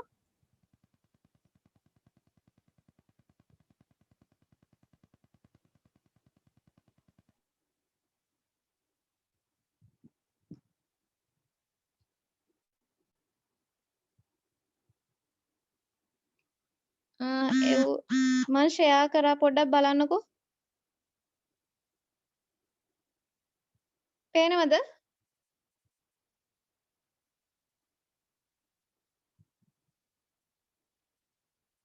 පළවෙනි එක template recognition, දෙවෙනි එක alignment, තුන්වෙනි එක alignment correction, හතරවෙනි එක backbone generation, පස්වෙනි එක generation of loops, හයවෙනි එක side chain generation, හත්වෙනි එක model optimization, අටවෙනි එක model verification. එතකොට පළවෙනි එක template recognition. අපි දැන් නොදන්න protein එකක sequence එක හොයන්නයි යන්නේ. එතකොට most similar sequence එකක් තියෙන protein එක අපි දන්න protein එක හොයාගන්න එක තමයි template recognition කියලා කියන්නේ. The researcher must choose how to compute similarity. ඒක හොයාගන්න මම දන්නේ නැහැ ඒක කොහොමද මේ ඒගොල්ලෝ ඒක හොයාගන්නේ කියලා. කොහොම හරි template recognition කියලා කියන්නේ අපි නොදන්න protein එකේ sequence එකට බොහෝම සමානකමක් තියෙන බොහෝ සමානකම් තියෙන අපි දන්න protein එකක sequence හොයාගන්න එක තමයි. අපි දන්න protein එකක් හොයාගන්න එක තමයි template එක අඳුර ගන්නවා. template recognition කියන එක. ඊළඟට alignment කියන එක. alignment කියන එකේදී අපි කියන්නේ අපේ නොදන්න protein එකේ සමාන තැන් දන්න protein එකේ සමාන තැන්ක match කරන එක තමයි කරන්නේ. ඒතර අපි මේකට score එකක් දෙනවා. score එකක් දෙනවා කියලා කියන්නේ දැන් අපි දෙකේම හයිඩ්‍රොෆෝබික් තැන් දෙකක් තියෙනවා නම් අපි යන්න ඒ සීක්වන්ස් එක අරගෙන ඒකට හයි ස්කෝර් එකක් දෙනවා. එතකොට ගොඩක්ම සමානකම් තියෙනවා නම් දෙකේ අපිට ස්කෝරින් කියන එක හයි ස්කෝර් එකකට යන්න පුළුවන්. හැබැයි සමහර වෙලාවට සීක්වන්ස් එකේ අසමානකම් තියෙනවා නම් අපිට එන ස්කෝර් එක ලෝ. එතකොට අර මං කිව්වේ මැනුවල් ඉන්ටර්වෙන්ෂන් කියන එක මේ ටිකක් අමාරුයි මේ හෝමොලොජි මොඩලින් වල. ඒතර අපි අපිට මේක මැනුවලි අලයින්මන්ට් කරන්න වෙනවා. ඒක තමයි ඊළඟ ඒ alignment කියන එක. ඊළඟට alignment correction කියන එක. Alignment correction is used to compensate for limitations of the alignment procedure. Alignment algorithms are based on primary structure only. එතකොට primary structure එක විතරයි. primary protein එකක primary structure එක කියලා කියන්නේ amino acid sequence එක. එතකොට alignment algorithm එකක ගන්න වෙන්නේ මෙන්න මේ primary structure එකකට අදාළව විතරයි. alignment correction එකක් කියලා කියන්නේ මට හිතෙන්නේ අපි manually දාන්න ඕන තැන් manually intervention කළා කලින් කියන්නේ alignment එක කරපු එක alignment එක කරපු ඒවයි වැරදි අඩුපාඩු තියෙනවා නම් හදන එක වෙන්නේ නැති. මම ඊට එහා ඇත්තටම එතනින් එහා දෙයක් මම දන්නේ නැහැ. ඊළඟට backbone generation කියන එක. backbone generation කියලා කියන්නේ protein එකක backbone generation කියන එක අපි 3D විදියට කරන්න පුළුවන් මේකේ. මේකේ තියෙනවා backbone generation එක කරනකොට structurally conserved regions කියන එක හොයාගන්න ඕන කියලා. backbone එකේ. ඒ කියන්නේ අර දන්න protein එකේ best matching backbone එකේ best matching places අපි හොයාගන්න ඕන කියන එක තමයි කියන්නේ. ඒක තමයි ඉතින් බෑක්බෝන් ජෙනරේෂන් එක කියලා සරලවම කියන්න වෙන්නේ. තව වැඩි විස්තර ඕන නම් අර පොත කියවන්න. මට ඇත්තටම මට තේරෙන්නෙත් නෑ. ඊළඟට generation of loops. generation of loops කියලා කියන්නේ සමහර දැන් අපිට manual intervention කළත් හොයාගන්න බැරි තැන් තියෙනවා. එතකොට ඒ කියන්නේ අපි නොදන්න ප්‍රෝටීන් එකේ disconnected regions තියෙනවා. එතකොට ඒකේ amino acid දෙකක් තුනක් අඩු වෙලා තියෙන පුළුවන්. අපි ඒ වෙලාවට loop එකක් දානවා කියලා කියනවා. There are often extra loops that can be determined by several methods. ඊළඟට අපි කරනවා side chain generation කියන එක. ඊළඟට side chain generation කියන එක කළා we have to start with structurally conserved side chains and hold them fixed. හරියටම මේ structurally conserved side chains කියන එක අපි හොයාගෙන ඒක fix කරලා තියන්න ඕන. ඊළඟට අපි කරනවා model optimization කියන එක. model optimization කියලා කියන්නේ molecular mechanics පාවිච්චි කරලා දැන් අපි හොයාගත්ත ප්‍රෝටීන් එක අපි දැන් නොදන්න ප්‍රෝටීන් එකේ සීක්වන්ස් එක හොයාගත්තා නම් ඒකේ මොලිකියුලර් මෙකැනික්ස් පාවිච්චි කරලා ඒකේ එනර්ජි අඩුවෙන්ම තියෙන අවස්ථාවකට අපි ගන්න ඕන. Energy minimisation is done. එතකොට අපි මේ එනර්ජි මොඩල් ඔප්ටිමයිසේෂන් කියන එකට අපි පාවිච්චි කරනවා molecular dynamics or simulated annealing කියන එක මම අර කලින් කියලා දීපු molecular dynamics and simulated annealing කියන එක පාවිච්චි කරලා අපිට මේකේ model optimization කියන එක කරගන්න පුළුවන්. ඊළඟට model verification කියන එක කරනවා. ඒකෙදි බලනවා model verification කියන එකේදී බලනවා provides the common sense check of results. හරියටම දැන් අපේ ගත්ත model optimize කරලා ගත්ත model එකේ results check කරන එක තමයි කරන්නේ.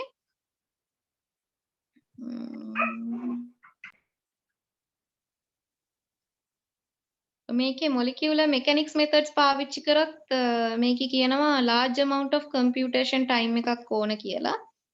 Semi-empirical methods are sometimes used when molecular mechanics doesn't properly represent the molecule.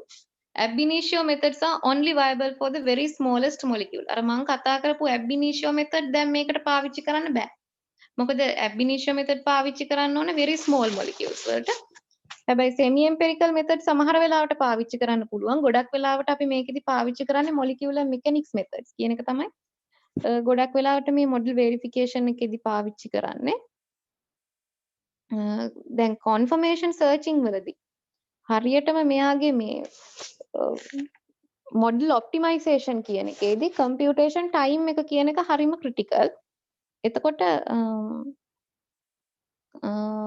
ඒකෙදි අපිට පාවිච්චි කරන්න පුළුවන් simulated annealing, Monte Carlo algorithm එක පාවිච්චි කරන්න පුළුවන්, grid searching කියන එක පාවිච්චි කරන්න පුළුවන්. ඒ වගේ දේවල් පාවිච්චි කරන්න පුළුවන් largest molecular systems වලට කියලා කියනවා.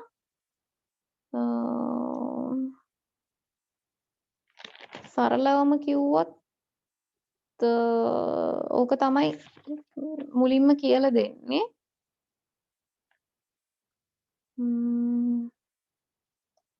මේ අලුත් බැච් එකේ ඉන්න කවුරු හරි කියන්නකෝ ඔයාලට මොනවද චුට්ටක් කරේ කියලා මිස.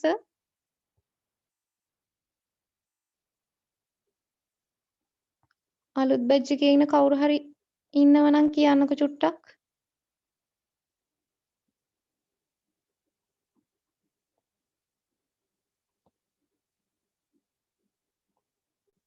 කවුරුවත් නැද්ද?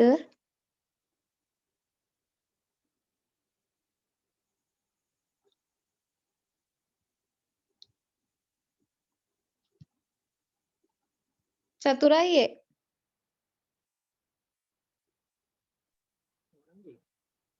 මේ අයියා අලුත් බැච් එකේ කාගෙන් හරි නෝට් එකක් හම්බුණාද ඔයාට? ලෝම කන්ටැක්ට් යන්නේ නෑ. ඔයාගෙන් තමයි දන්නේ. ඔයා කරන ටික විතරයි දන්නේ අපි. එහෙම කවුරුවත්ම පොඩ්ඩක් හරි මේ මට වඩා චුට්ටක් හරි දන්න කෙනෙක් ඉන්නව නම් අනේ මට කියන්න මම දන්නෙත් නෑ මේක මේ පේනෝනේ. මේ බොහොම අමාරුවෙන් මේ ටිකත් ගැට ගහගත්තේ. අලුත් බැච් එකේ ඉන්නවද මේ කියන්නේ? දැන් ඉන්නවද අලුත් බැච් එකේ? මම දන්නේ මේකේ නම් නම් තියෙනවා. දන්නේ කොහොමද කියන්න. දන්නවනේ. කවුරු හරි කමන්නේ කියන්නකෝ මේ මොනවද වැඩිපුර කරේ මේ මං කියන ඒවා කරාද කියලා චුට්ටක්. මොකද නැත්තම් කිසිම තේරුමක් නැති වෙනවා මෙච්චර මේ මං පොත කියවලා ගත්ත එක හින්දා. මම එහෙනම් මේ මං පොත කියවලා ගත්ත ටික මං කියලා දෙන්නම්.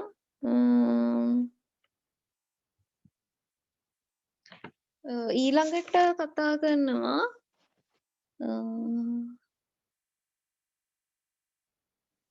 ඊළඟට ඇත්තටම අපි ඩොකින් කෑල්ලට යන්න කලින් පොඩි මේ චුට්ටක් කතා කරන්න ඕන කියලා තියෙනවා the majority of drug targets are proteins. එතකොට drugs කියන ඒවා target කරන්නේ proteins such as enzymes or cell surface receptors. Drug acts through competitive inhibition and prevent native substance to bind the protein. එතකොට මේ drug එක අපි පාවිච්චි කරන drug එක competitive inhibition එකක් මේ තරඟකාරී නිෂේධනයක් තමයි කරන්නේ අර bind වෙන්න ඕන native substance එක originally bind වෙන substance එක bind වෙන්න දෙන්නේ නැතුව drug එක bind වෙලා ඒක වැඩේ එතනින් නවත්තනවා කියන එක තමයි කියන්නේ. කියන්නේ protein එකට bind වෙන්න මේ drug එක competitive inhibition එකක් දෙනවා. එතකොට දැන් අපි drug එකක් හදන්න major requirement එක තමයි drug එක protein එකට bind වෙන්න should be in correct shape to tap in the active site. මේ protein එකේ active site එකට හරියටම හරියන shape එකට තියෙන්න ඕන. ඊළඟට දෙවෙනි requirement එක තමයි හරියටම හරියන shape එකට තිබිලා වැඩක් නැහැ. drug එක bind වෙන්නත් ඕන active site එකට. එතකොට drug should bind and should be in correct shape to bind in the protein active site. එතකොට දැන් මේ drug එක bind වෙන්න various interactions පාවිච්චි වෙනවා. hydrogen bonding වෙන්න පුළුවන්, pi system stacking එකක් වෙන්න පුළුවන්, ionic bonds වෙන්න පුළුවන්, van der Waals interactions වෙන්න පුළුවන්. ඒ වගේ interactions පාවිච්චි වෙනවා. සමහර වෙලාවට substrate analog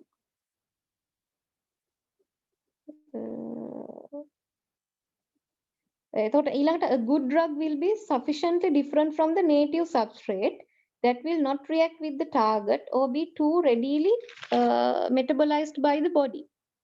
එතකොට දැන් අපි drug එකක් කියන එක හොඳ drug එකක් වෙන්න නම් native substrate එකෙන් වෙනස් වෙන්න ඕන. වෙනස් වෙන්නේ කොහොමද? ඒක මේ target එකක් එක්ක react වෙන්න බෑ. ගායනි මේ මොකද්ද?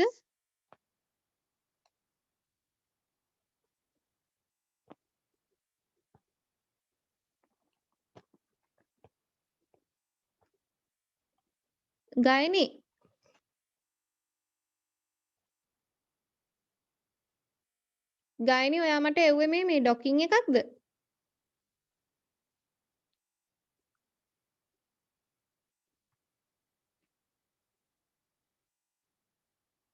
පේන්නේ නෑ ඒක.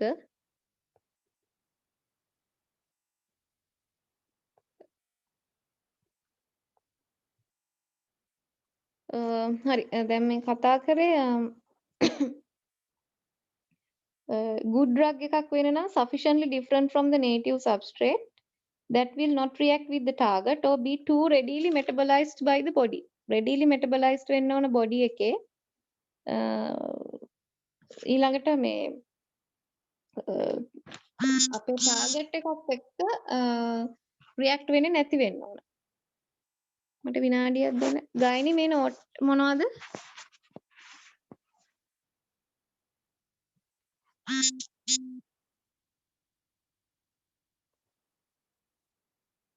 එනවා.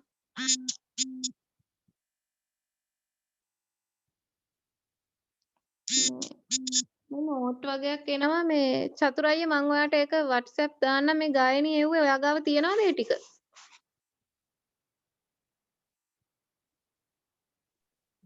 ගායනි නැද්ද දැන් මේකේ? නෑ මේ ගායනි මට දැන් එවන්නේ මේ මට හිතෙන අලුත් බැච් එකේ මොකක් හරි නෝට් එකක් දෙන්න ඇති. මට ඇත්තටම මේක නම් බලලා කියලා දෙන්න දැන් තේරෙන්නේ නෑ. තේරෙන්නේ නැහැ නේද? පොඩ්ඩක් බලන්නගේ. වා කරගෙන යන්නකෝ. වා කරගෙන යන්නකෝ. මේක නම් මොනවද තියනවද දන්නේ හරි වා කරගෙන යන්නගේ වා සාමාවට දන්න විදිහ කරගෙන යන්නකෝ ඒ ඇති අවුලන්න.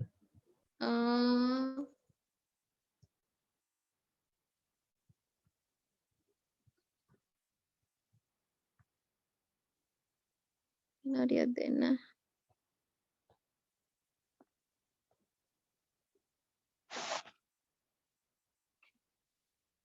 right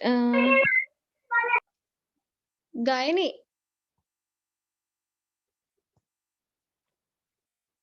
ඊට පස්සේ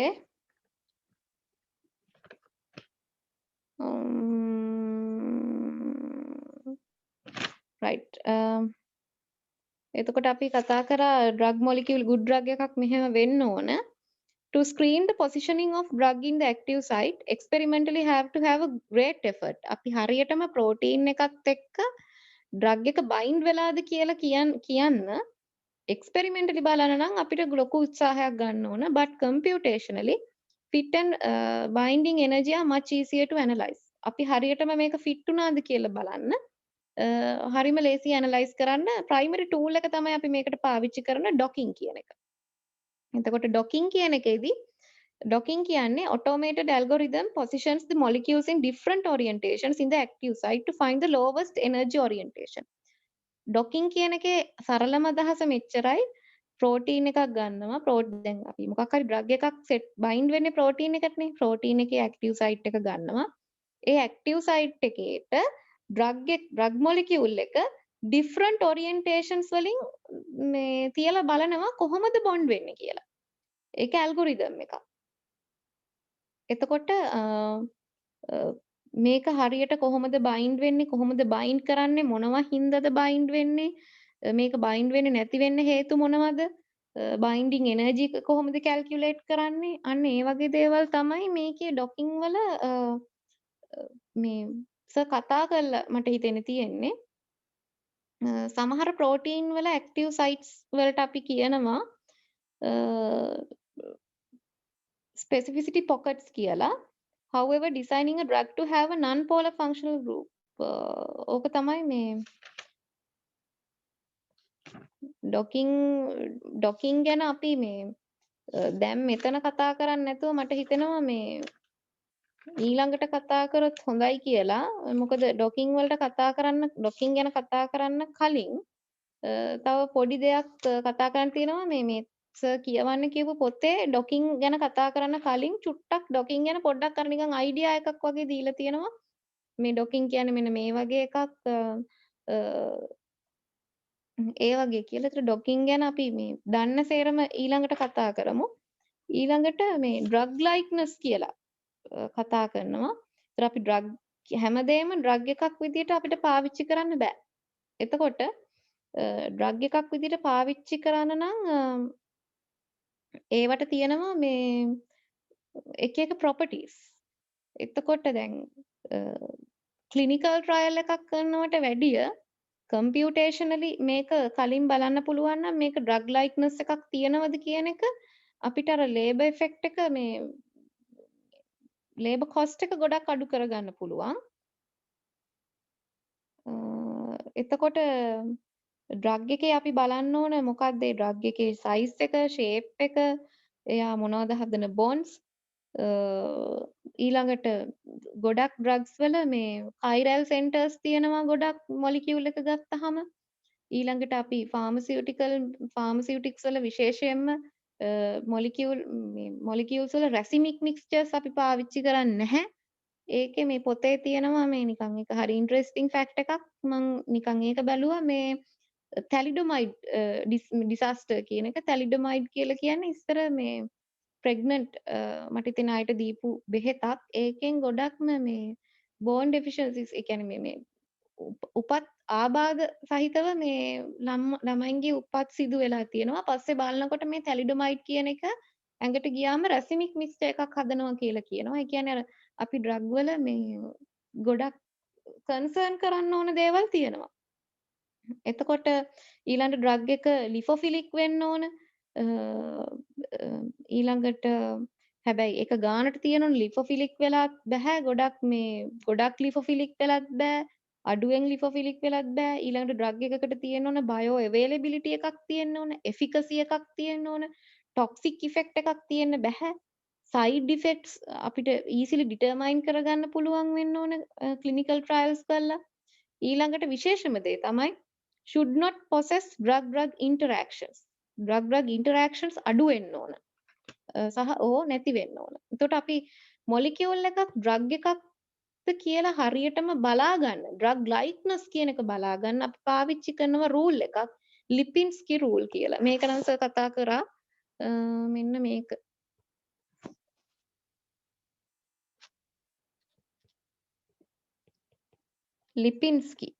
ලිපින්ස්කි රූල් එකේ පහක් තියෙනවා අපිට ක්‍රයිටීරියා පහක් තියෙනවා. කන්සිඩර් කරන්න ඕන එකක් තමයි මේ අපි ගන්න ඩ්‍රග් එක කම්පවුන්ඩ් එක should have 5 or fewer hydrogen bond donors අපි ඩ්‍රග් එක විදියට ගන්න මොලිකියුල් එකේ හයිඩ්‍රජන් බොන්ඩ්ස් ඩෝනර්ස් තියෙන්න ඕන 5ක් හෝ ඊට අඩුවේ ඊළඟට දෙවෙනි එක තමයි කම්පවුන්ඩ් එකේ මොලිකියුලර් weight එක 500 හෝ ඊට අඩු වෙන්න ඕන the compound should have a molecular weight of 500 or less තුන්වෙනි රූල් එක තමයි the substance should have a calculated log p මම දන්නේ ඒක නම් මට තේරෙන්නේ නැහැ log p එක එයාගේ තියෙන්න ඕන 5ට සමාන හෝ අඩු කියන එක හතරවෙනි එක the compound should have 10 or fewer hydrogen bond acceptors hydrogen bond donors නම් 5ක් හෝ 5ට අඩුවෙන් තියෙන්න ඕන hydrogen bond acceptors තියෙන්න ඕන 10ක් හෝ ඊට අඩුවෙන් ඊළඟට පස්වෙනි එක විදියට කතා කරනවා ඒ ඩ්‍රග් මොලිකියුල් එකට ඩ්‍රග් ලයික් මොලිකියුල් එකට රොටේටබල් බොන්ඩ්ස් 5කට වැඩිය තියෙන්න බෑ කියලා. රොටේටබල් බොන්ඩ්ස් 5කට වැඩිය තියෙන්න should not have more than 5 rotatable bonds කියලා කියනවා. එතකොට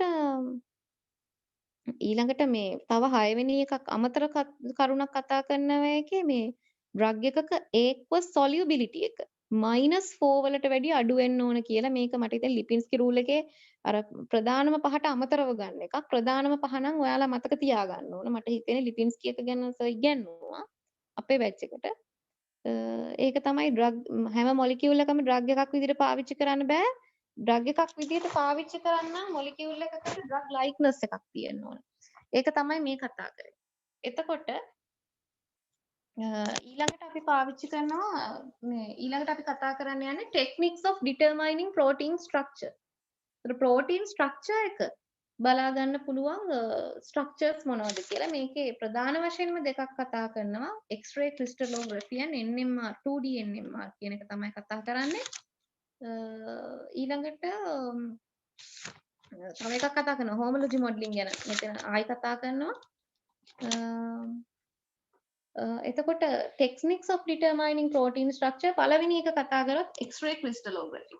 X-ray crystallography කතා කරොත් එහෙම අපි හැමතිස්සෙම drug design project එකක් කරන්න කලින් protein එකේ structure එක අපි ගැන දැනුමක් තියෙන්න ඕන. ඒත් අපි මුලින්ම කරන්නේ X-ray crystallography එකක නම් protein එක isolate කරගන්නවා මොකක් හරි tissue එකකනේ protein එක තියෙන මොකක් හරි cell එකකනේ ඒක isolate කරගන්නවා protein එක crystallize කරනවා ඊළඟට ඒකට X-ray scatter කරනවා X-ray scatter කරලා අපි බලනවා මේ protein එකේ තියෙන atomic positions කොහෙද තියෙන්නේ නැත්නම් electron density කොහොමද මෙයාගේ තියෙන්නේ කියලා ඊට පස්සේ අපි යාගේ protein එකේ structure එක ගන්නවා crystallize දැන් මෙන්න මේ වගේ එක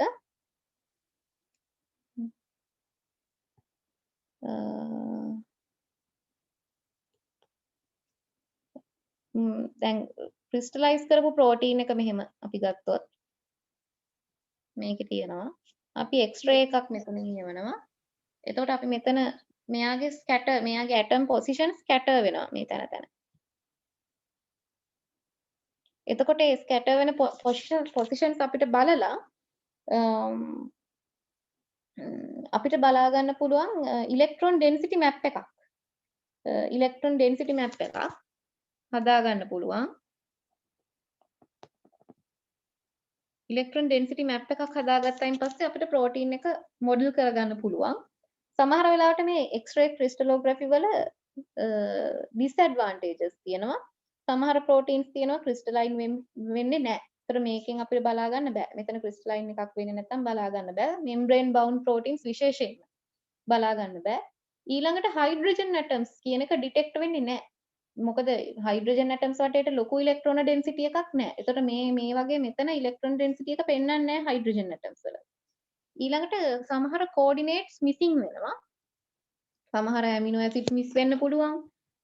ඒ වගේ ඒවා තියෙනවා. ඊළඟට atomic bombs කියලා වෙනවා. Atoms can be get collapsed in crystallizing. Crystallize කරනකොට atoms collapsed වෙලා සමහර වෙල atoms පෙන්වන්න නැති වෙන්න පුළුවන්.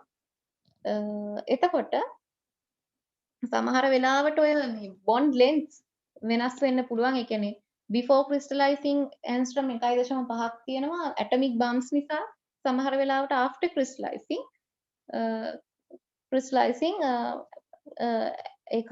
මේ atomic atom දෙකක් අතර දුර 1.3ක් විතර angstrom වගේ අඩු වෙන්න පුළුවන්. එතකොට දැන් අපි හිතමු මේ කිසියම් ප්‍රෝටීන් එකක් අපිට ක්‍රිස්ටලයින් කරගන්න බෑ. ක්‍රිස්ටලයිස් කරගන්න බැරි නම් අපිට next best option එක තමයි 2D NMR එකකට යන එක.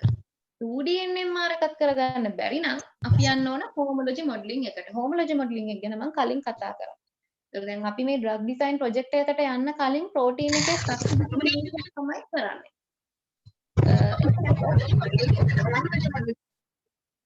2D NMR එකක් ගත්තම දැන් අපි X-ray crystallography කතා කරා. 2D NMR එක කතා කරන්නේ protein structure is determined by interatomic distance. atoms වල distance බලලා තමයි අපි මේක කතා කරන්නේ. මේක ඇත්තටම 2D NMR එක කියන එක පාවිච්චි කරන්නේ active site එක ගැන. active site එක ගැන අදහසක් ගන්න තමයි අපි පාවිච්චි කරන්නේ. හැබැයි මේකේ පොඩි අවාසියක් තියෙනවා. small protein structures විතරයි අපිට determine කරගන්න පුළුවන්. එහෙම පොඩි අවාසියක් තියෙනවා. ඊළඟට මේ 2D NMR එකක ඇත්තටම විශේෂත්වය තමයි X-ray crystallography කරගන්න බැරි protein එකක්. අපිට මේ 2D NMR එකකින් කරගන්න පුළුවන්. හැබැයි එහෙමත් කරගන්න බැරි නම් අපිට අනිවාර්යයෙන්ම homology modeling එකකට යන්න වෙනවා. homology modeling එකට යන්න වෙනවා මේ මොකද ඒ වගේ දෙකෙන්ම කරගන්න බැරි නම් homology modeling එක ගත්තාම අපි කලින් කතා කරා homology model is a three-dimensional protein structure that is built up from a fragments of crystallographic model. අපි කලින් ගත්ත අපි දන්න proteins වල මේ කවුරු හරි මේ mic එක චුට්ටක් off කරන්න. on එකේ තියෙන්නේ සමහර මේ දැන් දන්න protein වල fragments තියෙනවා. දන්න protein වල fragments අරගෙන නොදන්න protein එකක් build up කරන එක තමයි homology modeling එකේ කරන්නේ. එතකොට homology modeling එකේ steps මම කලින් කතා කරා. steps template identification, alignment correction, backbone generation ඕවා ගැන මම කතා කරා.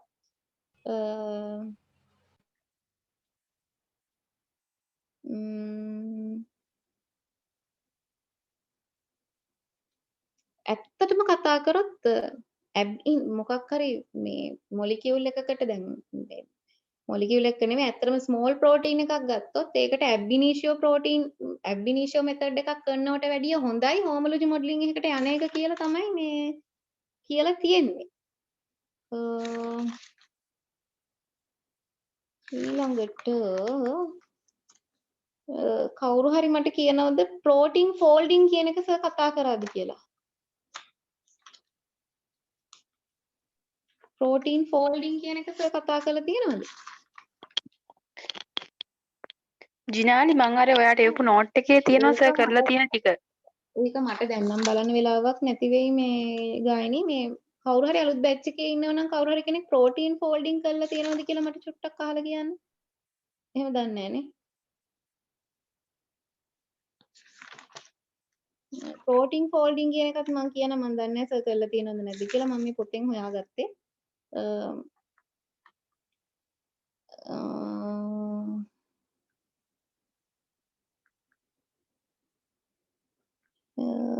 මට හිතෙන්නේ ප්‍රෝටීන් ෆෝල්ඩින් යන ඔයා එවපු නෝට් එකේ නම් නැහැ වගේ.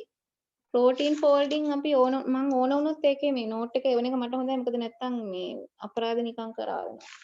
ප්‍රෝටීන් ෆෝල්ඩින් එක ඊට පස්සේ අපි යන් මොලිකියුලර් ඩොකින් වලට මේක තමයි වැදගත්ම දේ. මේකත් ඇත්තටම මම බොහොම අමාරුවෙන් ටිකක් තේරුම් ගත්ත ටිකක් තියෙන්නේ. මට තේරෙන්නේ නැහැ. දන්න කෙනෙක් ඉන්නව නම් කියන්න. එතකොට ඩොකින් කියලා කියන්නේ අපි දැන් හොයාගත්ත දැන් මේ ප්‍රෝටීන් එක අපි දන්නවා. ප්‍රෝටීන් එකේ ස්ට්‍රක්චර් ඩිටර්මයින් කරන විදිය මම එක එක දේවල් කතා කරා. එතකොට මේ ලිගන්ඩ් එකත් අපි දැන් හොයාගත්තා. ලිගන්ඩ් එක කියන්නේ අපි මේ ඩ්‍රග් එක. දැන් ওই දෙක බයින්ඩ් කරන්න තමයි අපි මේ යන්නේ. සරලවම කතාව. එතකොට ඩොකින් කියන එකෙන් අදහස් කරන්නේ how a compound will bind to the active site of the protein. කොහොමද ප්‍රෝටීන් එකක ඇක්ටිව් සයිට් එකට මේ ඩ්‍රග් එක නැත්නම් මේ ලිගන්ඩ් එක බයින්ඩ් වෙන්නේ කියලා. එතකොට අපි ඩොකින් එකකින් බලන්නේ අපි දැන් මේක ඒ කිසියම් ප්‍රෝටීන් එකක ඇක්ටිව් සයිට් එකකට මේ සෙට් වෙන කම්පවුන්ඩ් එක හොඳ ඉන්හිබිටර් එකක්ද නැද්ද මේ කියන ප්‍රෝටීන් එකට මේ බයින්ඩ් වෙච්ච ප්‍රෝටීන් එකට හොඳ ඉන්හිබිටර් එකක්ද නැද්ද? දැන් අර කුබුදු කිව්වා විදියට පිටින් බැක්ටීරියාවක් එනවා නම් ඒ බැක්ටීරියාවගේ මොකක් හරි එන්සයිම් එකක් නිසා නම් වෙන්නේ කිසියම් ප්‍රෝටීන් එකක් නිසා නම් වෙන්නේ අපි ඩ්‍රග් එකක් දීලා බලාපොරොත්තු වෙන්නේ ඒක ඉන්හිබිට් කරන එක. එතකොට මේකේ ඩොකින් වල බලාපොරොත්තු වෙන්නේ good inhibitor එකක්ද මේ අපි පාවිච්චි කරන මේ ලිගන්ඩ් එක good inhibitor එකක්ද නැද්ද කියන එක. අපිට ඩොකින් මේ හැබැයි මේ ඩොකින් වල limitations තියෙනවා. ඩොකින් කොච්චර හොඳ වුණත් මේවයි limitations තියෙනවා. මේකෙන් අපිට බලන්න බෑ මේ cell culture assays වලින් ගන්න results අපිට මේකෙන් determine කරන්න බෑ. ඊළඟට ඩොකින් එකේදී bio availability ගැන කිසිම අදහසක් දෙන්නේ නැහැ. ඊළඟට සමහර වෙලාවට බොඩි එකේ තියෙන සමහර ෆැක්ටර්ස් ගැන කිසිම අදහසක් දෙන්නේ නැහැ. ඊළඟට ඩොකින් එකක් කරන්න නම් අනිවාර්යයෙන්ම අපි මේ ප්‍රෝටීන් එක පිළිබඳව දැනගත යුතුමයි. ඒක බයින්ඩ් වෙන ප්‍රෝටීන් එක පිළිබඳව දැනගන්න ඕන. මම කියන්නේ ප්‍රෝටීන් එක ගැන දැනගන්න ඕනේ. ඇක්ටිව් සයිට් එක ගැන දැන් නොගත්තර කමක් නැහැ. ඇක්ටිව් සයිට් එක අපිට හොයාගන්න ක්‍රම තියෙනවා. එතකොට මේ ප්‍රෝටීන් එකේ 3D ස්ට්‍රක්චර් එක අපි දැනගන්න ඕන. ඒ වගේම මේ ඩොකින් කැල්කියුලේෂන්ස් ටිකක් අමාරුයි very large proteins වලට කරන්න.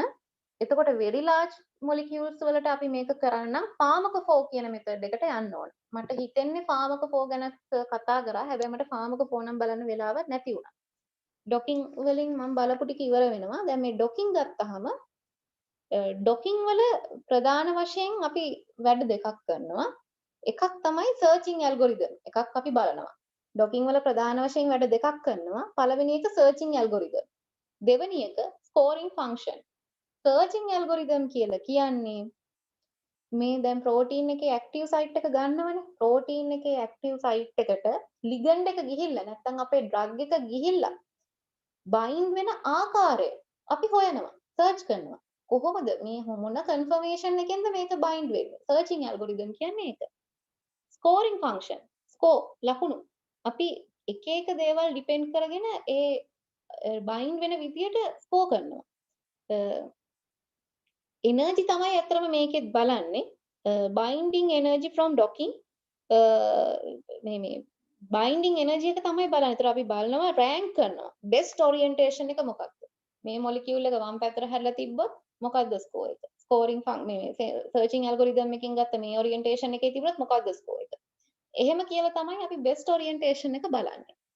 එතකොට සර්චින් ඇල්ගොරිතම්ස් ගත්තාම ඔන්න දැන් අපි අර කලින් කතා කරපු මොන්ටි කාලෝ සර්ච් එක අපිට වැදගත් වෙනවා. එතකොට දැන් ඔන්න අපි ඩ්‍රග් එක ගත්තා. ඒතර සර්චින් ඇල්ගොරිතම් එකේ මුලින්ම කරනවා මොන්ටි කාලෝ සර්ච් එක. ඒතර මම මොන්ටි කාලෝ සර්ච් ගැන කිව්වා. මොන්ටි කාලෝ සර්ච් එකේ ස්ටෙප්ස් ගැන කිව්වා. මොන්ටි කාලෝ සර්ච් එකකින් කරන්නේ අන්තිමට එනර්ජි අඩුම තියෙන පොසිෂන් එක හොයාගන්න. ඒතර මම කිව්වා ඒක රැන්ඩම් කික් එකක් දීලා තමයි බලන්නේ කොහොමද අඩුම පොසිෂන් එක තියෙන්නේ කියලා. මේකේ මොකක් හරි පොසිෂන් එකක් චූස් කරගෙන රැන්ඩම් කික් එකක් දීලා මේ මොලිකියුල් එකේ තියෙන ඇටම්ස් වලට නිව් පොසිෂන් එකක් බලනවා. ඊට පස්සේ ආයි ඒකේ එනර්ජි එක කැල්කියුලේට් කරනවා. ආයි රැන්ඩම් කික් එකක් දෙනවා. ආයි එනර්ජි එක කැල්කියුලේට් කරනවා. එතකොට මෙන්න මේ වගේ රිපීට් කරනවා ස්ටෙප්ස් මේ ඉටරේෂන්ස් ගණනාවක් කරනවා. එතකොට Monte Carlo algorithm can sample a space very thoroughly. ඒ කියන්නේ Monte Carlo search එකකින් ටිකක් මේක තදට මේකේ confirmation searching කියන එක කරන්න පුළුවන්. ඒ වගේම Monte Carlo search එකකට යනවට වැඩිය හොඳයි ඇත්තටම simulated annealing algorithm එකකට යනවනම්. මොකද simulated annealing algorithm එකෙන් අපිට ඉක්මනටම result එකක් ගන්න පුළුවන් Monte Carlo search එකට වැඩිය. මං කිව්වා වගේ අර global minima එකකට යන්න පුළුවන් simulated annealing එකක් කරොත්. හැබැයි simulated annealing එකකේ පොඩි අවාසියක් තියෙනවා මේ ටිකක් computer time එක යනවා සහ computer memory එක යනවා.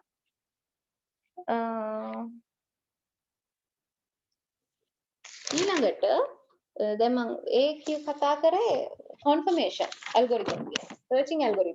searching confirmation searching algorithm ගැන. ඊළඟට මම කතා කරනවා scoring function. එතකොට මේ score කරන්නේ දැන් මේවට ලකුණු දෙනවනේ එක එක මේ confirmation එකේදී එයාට ලකුණක් දෙනවා. ඒතර ඒ ලකුණු අනුව අර best rank එක තෝරලා තමයි හොඳම එක තමයි ගන්න.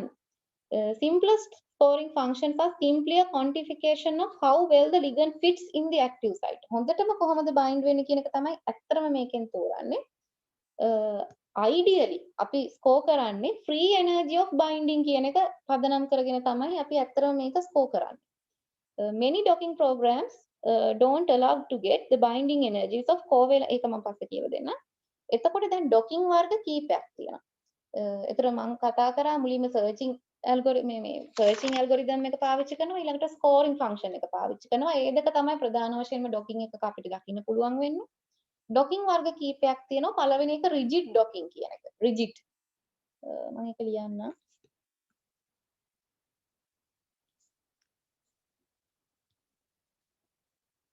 rigid docking.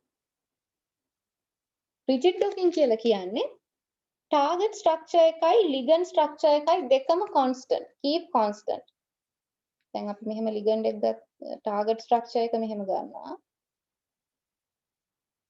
මේකේ ligand structure එකත් අපිට හොලවන්නවත් බෑ. මේක ගිහිල්ලා මෙතෙන්ට bind කරන එක තමයි කරන්න තියෙන්නේ. ඊළඟට තියෙනවා blind docking කියලා එකක්. blind exactly don't know the protein's active site. මම කිව්වේ protein එකේ active site එක හොයාගන්න විදි තියෙනවා. අපි දන්නේ දැන් අපි protein එක දැනගත්තට active site එක කොහෙද කියලා දන්නේ නැත්නම් අපිට කරන්න තියෙන්නේ blind docking එක. Don't know the protein's active site or where the ligand connects with the protein. කොහෙද මේ ligand එක ඇවිල්ලා protein එකට set වෙන්නේ කියන එක අපි ඇත්තටම දන්නේ නැහැ. තව වර්ගයක් තියෙනවා flexible docking. flexible docking කියන එකේදී අපිට පුළුවන් මේ active site එකේ තියෙන amino acid residues වලට පොඩ්ඩක් ඒවා පොඩ වෙනස් කර conformational changes කර අපිට බලන්න පුළුවන් කොහොමද මේ ligand එකෙත් අපි conformational changes කර හරියටම එකක් හොයාගන්නවා හරියටම active site එකට ligand එක fit වෙන විදිය. මේක ටිකක් අමාරුයි. එතකොට normal docking එකේදී අපි කරන්නේ අපිට experimental data තියෙනවා.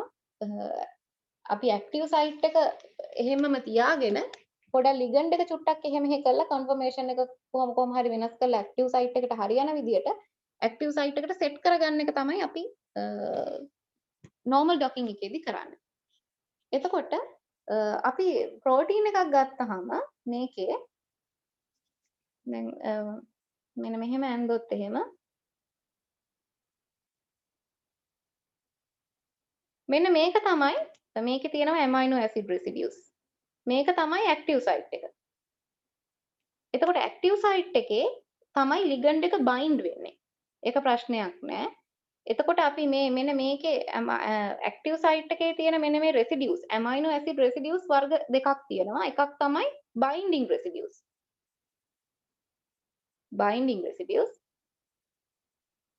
අනිත් එක තමයි catalytic residues. තව residues වර්ග කීපයක් තියෙනවා catalytic residues. එතකොට සමහර ඒ ප්‍රෝටීන් වල තියෙනවා allosteric site එකක්. දැන් මේ පැත්තේ ගත්තොත් එහෙම allosteric site කියලා අපි මේකට කියමු.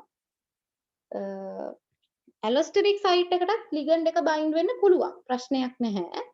හැබැයි ඒකේ conformational changes දෙනවා. active site දැන් allosteric site එකට ligand එකක් bind වෙච්ච ගමන් මේ active site එකේ conformational changes ඇති වෙන්න පුළුවන්. දැන් මේ කතා කරපු binding residues වලට තමයි ඇත්තටම අපේ ligand එක ඇවිල්ලා bind වෙන්නේ. catalytic residues වලට පුළුවන් අර transition state කියන එක stabilize කරගන්න මේ catalytic residues මගින් transition state එක stabilize කරගන්න.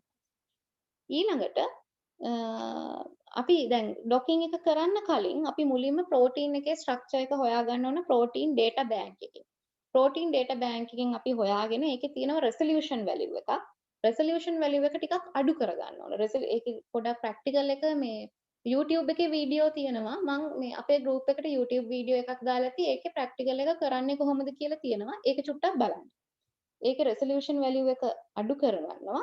එතකොට දැන් මේක මේ protein එක දැන් අපි enzyme එකක් නම් මේ protein එක ගොඩක් වෙලාවට අපි මේකේ cofactor එකත් එක්කම අරගෙන තමයි පාවිච්චි කරන්නේ. ඊළඟට අපි කරන්නේ මේ protein එක වටේට තියෙන water molecules remove කරනවා. water molecules ටික අයින් කරනවා. මේ docking එකේ step කියන්නේ.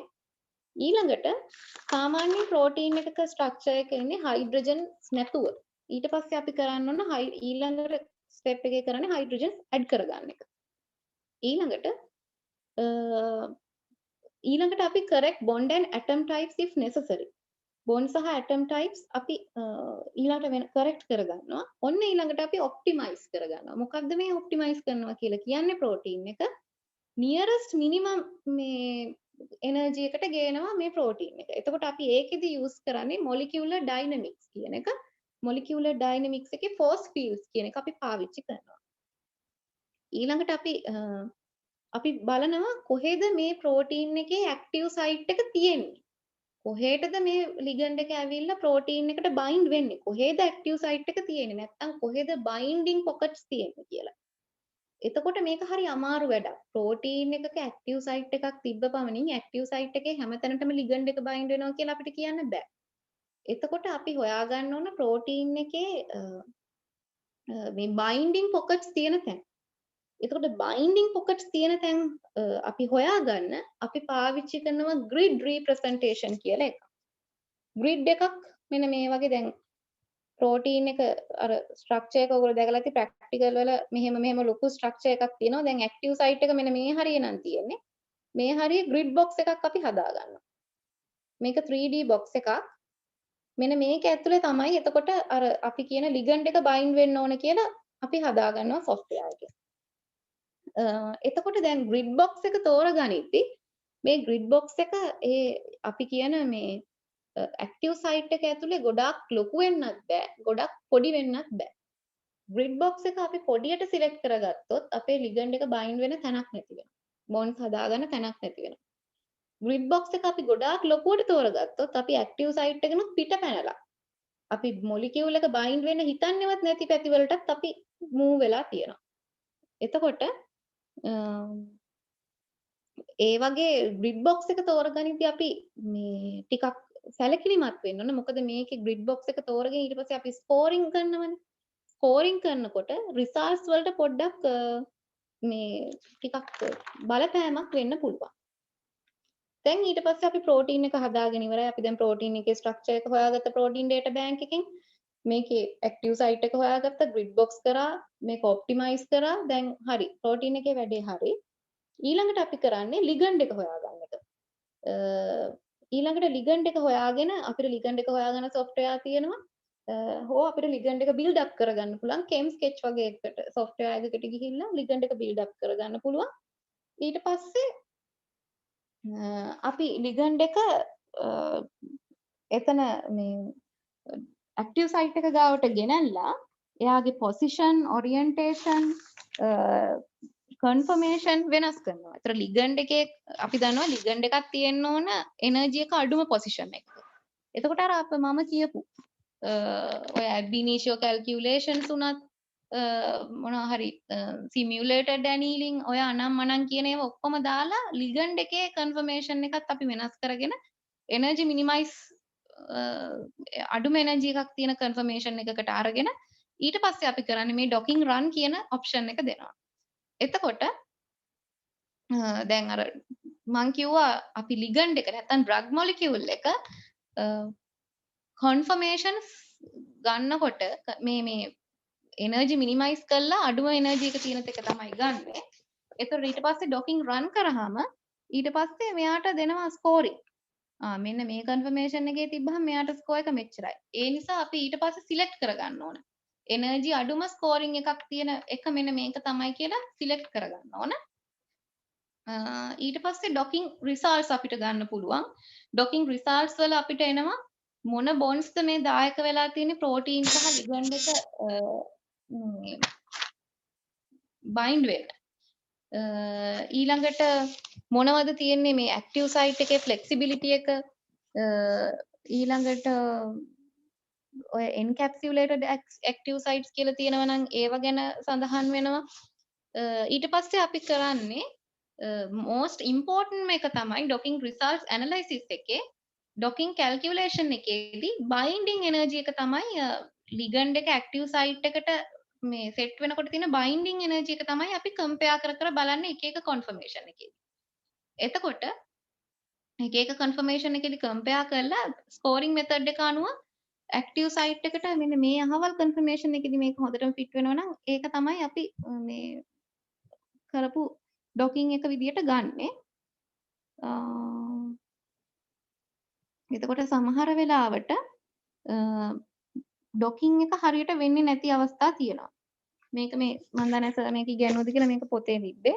සමහර ෆන්ක්ෂන් මේ සමහර වෙලාවට active site එකේ තියෙන ඔක්කොම amino acids පාවිච්චි නොවෙන්න පුළුවන් මේ bind වෙන්න. functional groups hang out වෙන්න පුළුවන්. ඒ කියන්නේ එළියට තියෙන්න පුළුවන් active site එකෙන්. එතකොට අපි පාවිච්චි කරනවා මේ solvation කියන එක පාවිච්චි කරනවා මේ scoring function එකට. මට ඇත්තට මේක ගැන මට එහෙම තේරුන්නේ නැහැ මොකද්ද කියලා. සමහර වෙලාවට active site එක පුරාම molecule එක set වෙලා නැත්නම් functional groups add කර අපිට බලන්න පුළුවන් මේ එතන strong bond එකක් තව කොහොමද අපි හදාගන්න පුළුවන් නම් අපිට හදාගන්න පුළුවන් තව functional groups add කර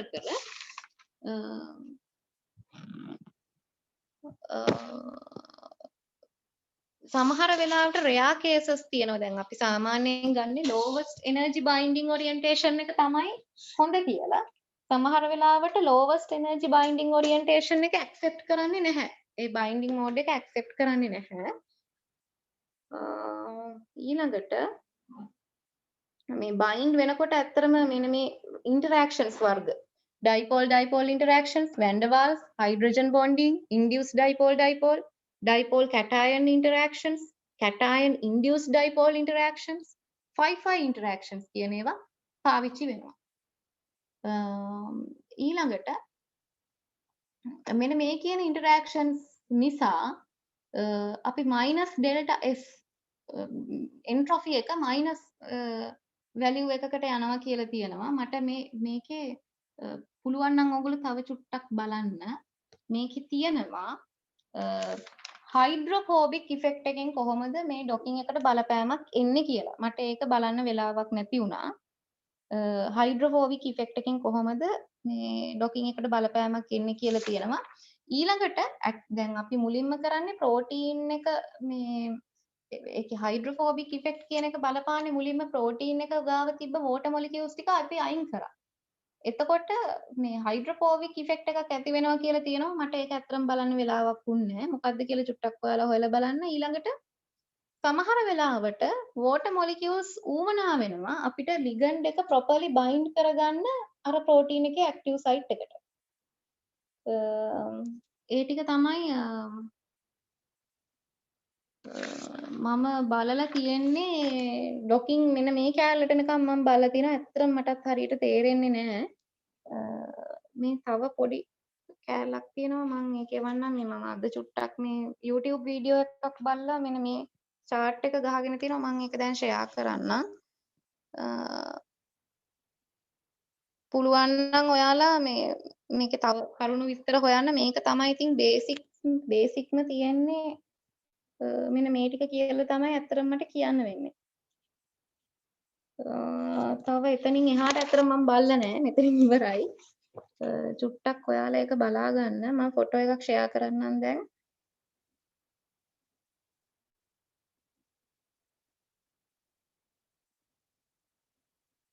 මෙන්න මේක තමයි මට මේ පෙන්වන්න තියෙන්නේ මේ තියෙන මුලින්ම ප්‍රෝටීන් එක ගන්නවා. ඒකේ ප්‍රෝටීන් එකේ මේ අපිට හොයාගන්න පුළුවන් මේ ස්ට්‍රක්චර් එක හොයාගන්න පුළුවන් විදි මේ එක්ස්රේ ක්‍රිස්ටලෝග්‍රැෆි වලින් පුළුවන්, NMR වලින් පුළුවන්, හෝමොලොජි මොඩලින් වලින් පුළුවන්. ඊළඟ ලිගන්ඩ් එකේ ස්ට්‍රක්චර් එක අපිට හොයාගන්න පුළුවන්. අපිට ඒ ගැන වද වෙන දෙයක් නැහැ. මොකද ඒක ගැන අපිට ඉගෙනුවේ නැහැ මට හිතෙන්නේ. මුලින්ම ස්ට්‍රක්චර් ඩිටර්මිනේෂන් කරනවා. ඊළඟට රිසෙප්ටර් එක නැත්නම් ප්‍රෝටීන් එක ප්‍රිපෙයාර් කරනවා අපි. මේ පැත්තෙන් ලිගන්ඩ් එකත් ප්‍රිපෙයාර් කරනවා. ස්ට්‍රක්චර් එක ප්‍රිපෙයාර් කරනවා මේ කොහොමද ඒ කියන්නේ අර එනර්ජි මිනිමයිසේෂන් මෙතඩ්ස් කියන එක මේ වෙලාවේදී මේ ඇවිල්ලා මේ ඒ විදිහට තමයි අපි මේ රිසෙප්ටර් ප්‍රිපරේෂන් කියන එක කරන්නේ. ඊළඟට ඩොකින් පැරාමීටර්ස් සෙට් කරනවා. ඊළඟට කොහොමද දැන් අපිට කම්පියුටර් එකට අඳුර ගන්න බෑ ප්‍රෝටීන් එක කොහොමද නැත්නම් ලිගන්ඩ් එක කොහොමද ප්‍රෝටීන් එකට සෙට් වෙන්න ඕන. අපි මේ පැරාමීටර්ස් දුන්නොත් විතරයි කම්පියුටර් එකට පුළුවන් හරියට මේක සෙට් කරගන්න. ඒතකොට කොහොමද මොනවද ෆෝසස් කොහොමද ඉන්ටරැක්ෂන් වෙන්න ඕන මේ ජියෝමෙට්‍රි එකේ තියෙන ඕන මේ බොන්ඩ්ස් තියෙන්න ඕන කියලා ඩොකින් පැරාමීටර්ස් අපි සෙට් කරන්න ඕන. to where the ligand should bind the protein. ඊට පස්සේ අපි ligand එකත් එක්ක අරගෙන මේ දෙක එකතු කරලා ඩොකින් කියන එක කරනවා. ඊට පස්සේ ඩොකින් කියන එක කරලා මම කිව්වා ස්කෝරින් ෆන්ක්ෂන්ස් තියෙනවා. කොහොමද මේකේ බෙස්ට් ස්කෝර් එක හොයාගෙන මොන ජියෝමෙට්‍රි එකද නැත්නම් මොන කන්ෆර්මේෂන් එකේද මේක හොඳටම මේ බයින්ඩ් වෙලා තියෙන කියන එක හොයාගෙන බෙස්ට් බයින්ඩින් මෝඩ් එක හොයාගෙන අපි ඒක අනුව තමයි මෙන්න මේ කියන කන්ෆර්මේෂන් එකයි මේ එකේදී මෙන්න මේ කියන මේ බයින්ඩින් එක වෙලා තියෙනවා. ඒ නිසා මේක හොඳයි කියලා අරගෙන තමයි ඒ කියන මේ ස්ට්‍රක්චර් එක නැත්තම් ෆයිනලි ඩොකින් මේ ඒ ස්ට්‍රක්චර් එක ගන්නෙ. මම මෙච්චරයි බලලා තියෙන්නේ. ඊට එහාට ෆාමකෝෆෝ කියලා එකක් ගැන සර් මම දැක්කා ප්‍රශ්නයක් අහලා තියෙනවා පාස් පේපර් එක what is the pharmacophore කියලා. චුට්ටක් ඔයාලා ඒක ගැන බලන්න. ඩොකින් එකේ මීට වැඩිය දෙයක් ඔයාලට කාට හරි තේරෙනවා නම් අපිට කුප්පියක් දාන්න. චතුරායියේ මේ මෙච්චරයි මම බලලා තියෙන්නේ. ඇත්තටම හරි අමාරුයි පිරුම් ගන්න. හරි අවුලන්නේ නැහැ. අපි ඒක දන්නේ නැහැ පොඩ්ඩක්වත් අවුලන්නේ. thank you. මේ චුට්ටක් මේ ඔයාලා මේක මේ තව කියවලා මට ඇත්තටම තේරෙන්නේ නැහැ අයියේ මම පොත කියෙව්වා. මේක මේ මට හිතෙන විදිහට ප්‍රැක්ටිකලුත් එක්ක යන්න ඕන එකක්. ඒක අපිට මේක තියරි විතරක් කරලා හරියන්නේ නැහැ. මේක අර පොඩ්ඩක් software එක පොඩ්ඩක් අතගාලා වැඩේ කරගන්න ඕන එකක්. මොකද දැන් අපි මෙතනට කිව්වට geometry optimization කරනවා කියලා අපි හරියටම ඕක දැනගන්නේ අතන practical එකේදී. දැන් ඩොකින් එකේ මේ ස්ටෙප්ස් නුත් අපි ප්‍රැක්ටිකල් එකේදී තමයි මට හිතෙන්නේ හරියටම අඳුරගන්නේ. ඒ නිසා මට මේ සරලවම මට එන අයිඩියා ටික තමයි ඔය කිව්වේ පොත පොඩ්ඩක් කියවලා තව පාරක් පුළුවන් නම් ඔයාලා පොත ඒ chapters ටික කියවලා චුට්ටක් බලන්න. හරි නේද අයියේ?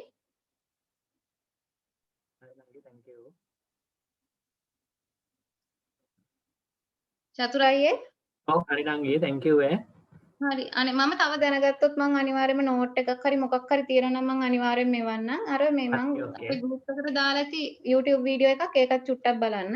තව මේක ගැන තව හොයලා චුට්ටක් බලන්න ඈ. හරි නංගී thank you හරි.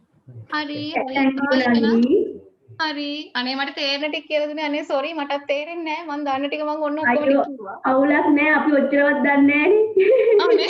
හරි. ඒකින් ඔයා කියපු දේ තමයි දැන් අපි දන්නේ. අනේ පුළුවන් නම් තව චුට්ටක් පුළුවන් නම් හොයලා මේ වැඩේ චුට්ටක් ගොඩ දාගෙන මම දන්න දෙයක් තියෙනවා මම අන්තිම දවසේ හරි අනිවාර්යෙන් කියලා දෙන්න. හරි නංගි thank you. හරි. Bye. Bye, good night. Bye, good night.